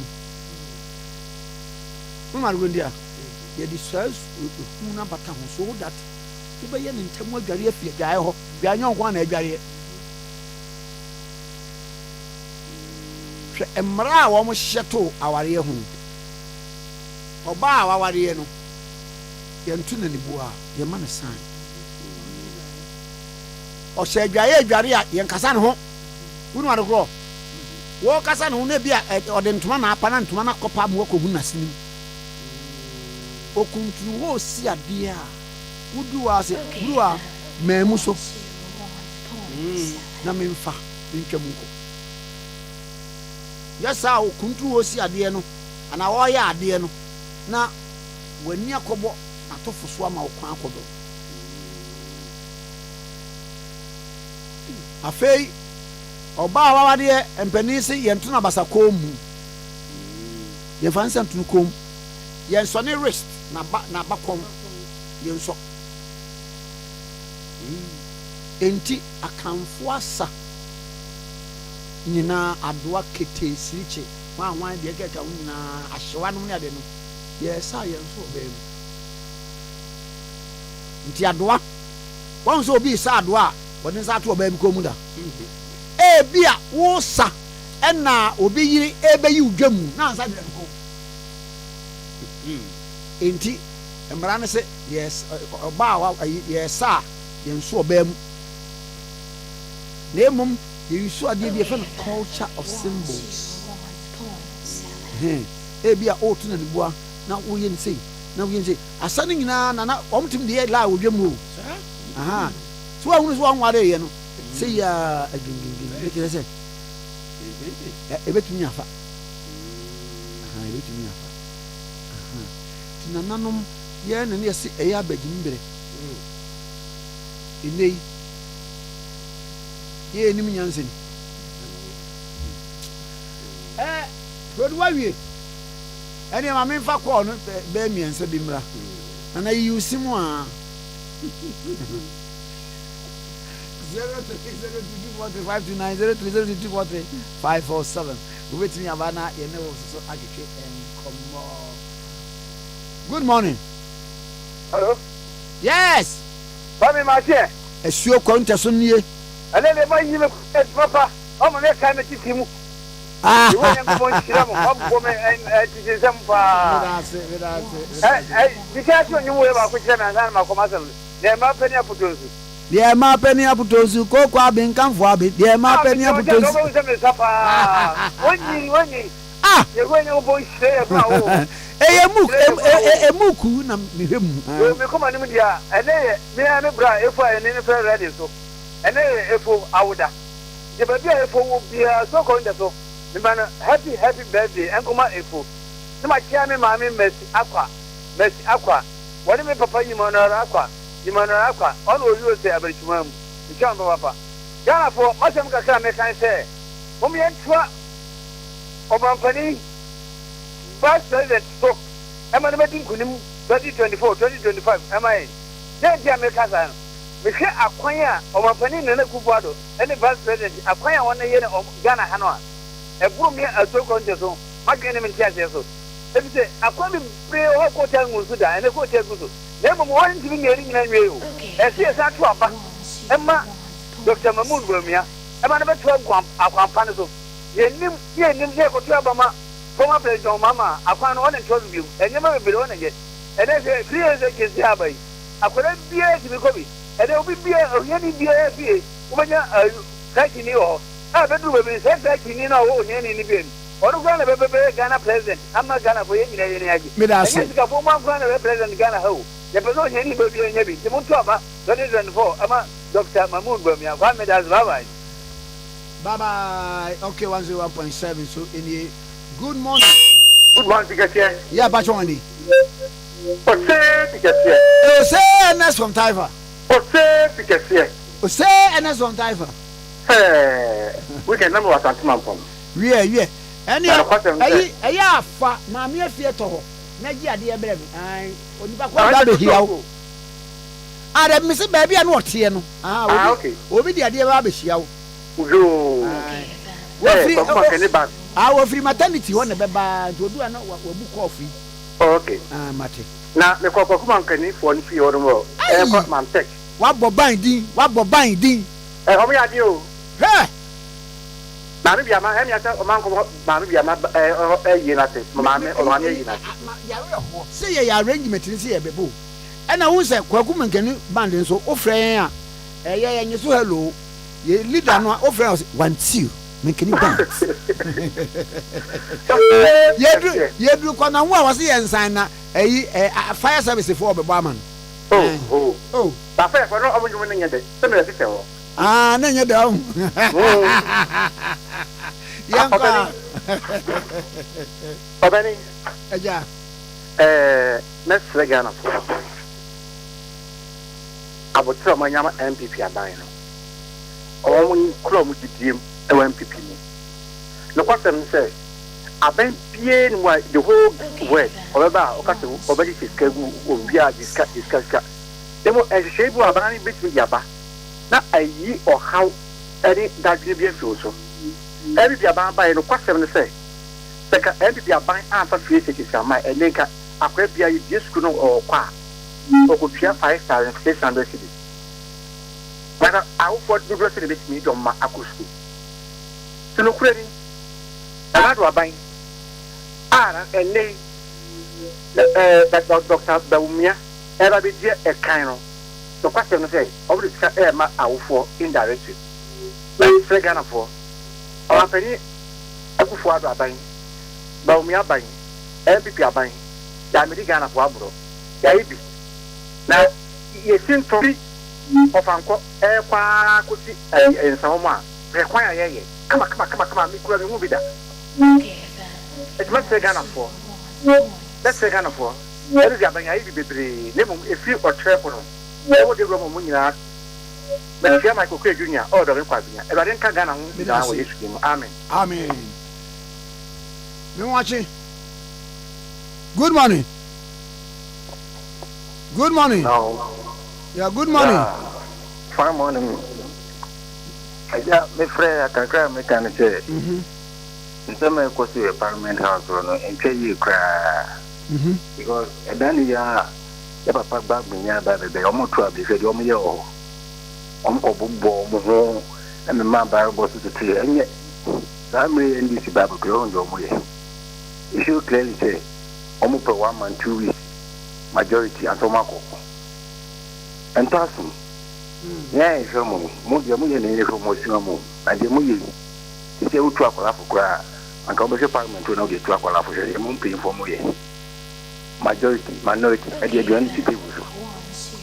What minority 4 years in Barbason, 1 month, 2 weeks, spend now per majority neither.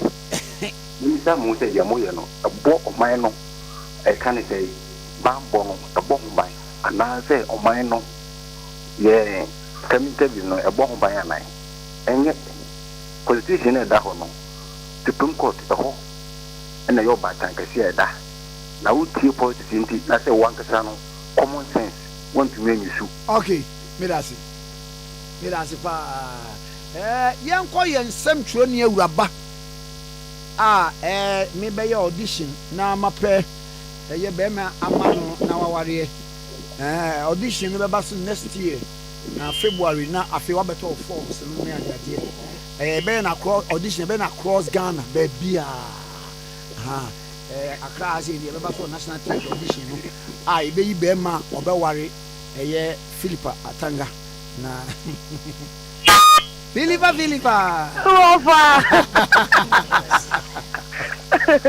Mama meni agia na pay. Fees in the crowd so there enya bibia form bia $200 pay. No offer. Obi am offer. We am offer there. Was any your mother na akwu. Is any mother na akwu. Ye nyiba 5,000 crowd per $200 in kwa 5,000. No. Ye dem. Na enkwama be na wo ma ye anopay. Ofa na na di tu just say eye Owura Bernard Muna na o tu fanka ama PN amanyoko no ti ebe kai a isi an electoral commission e disqualify me say 2024 yi o mampenya kentie no wanye wantu ne nyoma bi ye nti no o moyi na free mo na no panyin no e boanjo so e na odwane to Accra High Court e na otemuafo Richard Apietu e ka se ne e na ode ho atemu e betuja because of the idea in Kata o ye Owura Bernard Muna everton court ni say isi ni na ndi ni ye e san say mfonso a isi Kata wa ye no isi ntumi ankyere ne say ofunwo ana ofunwo bi nanso isi eyi na fi akantie ni mu no e na otemuafo ne say Owura Bernard Muna Kata o de betu court ni no court na bo egu internet say isi betumi akoswa na o ma print o ballot pesa Owura Bernard Muna edin ka ho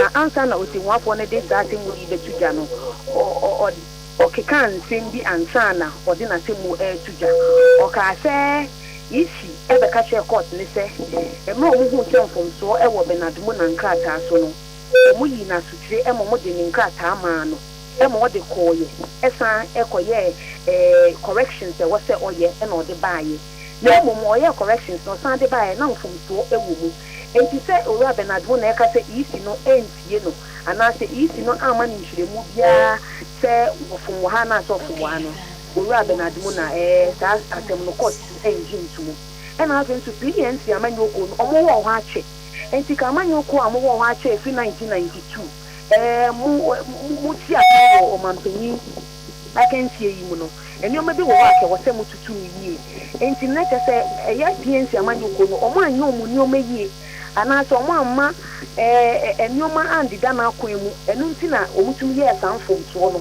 e na omo de koto isi enima ene isi disqualify omo no enti no court ne say onji Owura Bernard Muna asem no entu na ofa ye PN eni Owura Bernard Muna lawyer Richard Atuguba e kasa e di san se ti amasem amode be dan court se court nke bi mamo no court abo egu na de na mo ka fa wo se omo de omo agi atu nya court ne be ke bi omo agi atu nso omo ne court ne nya agi omo agi court ne decision na to so they disagree with the court ye bi san say dem no be your judgment no be kwa akoje no mo kinkan mu na anamu tufufu bi a omo wo no no mo tu sa na mo no nso Owura Bernard Muna ne ye kasa no Owura Bernard Muna say on there ka che na lawyer for ne say asem o ma ne nso ha obema o ma ko Supreme Court na Supreme Court akodi o ma sema amomo isan say tani ani o ma ko na say yen kan bi ma min kan bi amemu no ne ye toto na say ono so ne bond so nti obeko Supreme Court na ofa men kan to aso say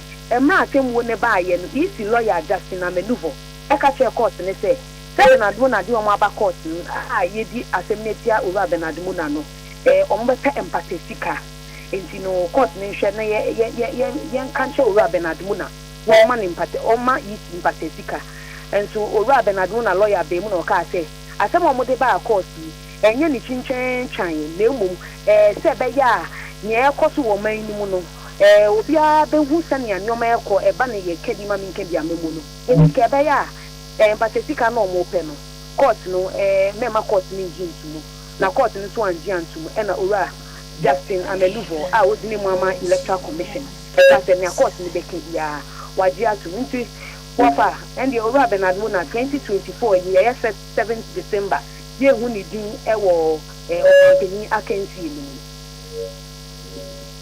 na ene mame na wase pa na ufia na ade ombeta de akọ higher court bi akọ for saade na na se bia utwa o magye atum se eja mo na antana ne ba bia wafa Owura Bernard Muna e ka kire nse on de atemwo no ne bonjo so enti no omo de be ko Supreme Court o se wa ka kire na lawyer for kwa se enimanimu ya omunya kwaje judgment ni free court ho no mu no mu hwemu wi a omuntu anamo se ombe ko Supreme Court na Supreme Court akọhwa asem no ye di amom no onde atemwo no ne bonjo so na no kwa de menini ni ko bona me say your excellency no say udi me frɛ kofa na baby edu so when tumi anko Supreme Court ntem dia and there na your excellency ansha entumi maso enti bibie ni age omo ye kento wa anko me yi ato 2028 mesan e aba excellence na because na no o kan say saa asem na me kan me ka yen say ne ba me say na akua don kwatumi feeling the kama na wo want me am no say saa asem ma me kan bi saa asem ne e mu ayenye yi e chemu ayenye yi enti medase anopai for family medase okay 101.7 yen central ni Philippa Atanga man bo na yede atwam ekono.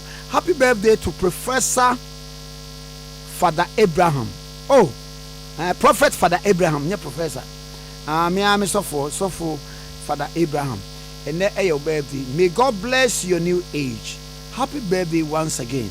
If you are down for Akwesi, any loved ones, any me am wohi, and me count. You count. Prophet Father Abraham. When you are about neat FM, about church, abai, enemy a eBay interview hono, and nay papa a birthday. Papa Sandy Minami no ha and Fama Kama Metro Nyama DJ Bosco Dio Bosco okay Olopidi for Isaac Ulamike Opebengong. Okay. Now we man. Prophet Father Abraham came out happy birthday. Everybody apa wasan Kwame Nkrumah Tikese ni produce open ni Kwame Usu eduomi. Na ya sorry so yemfa enyum enkoi.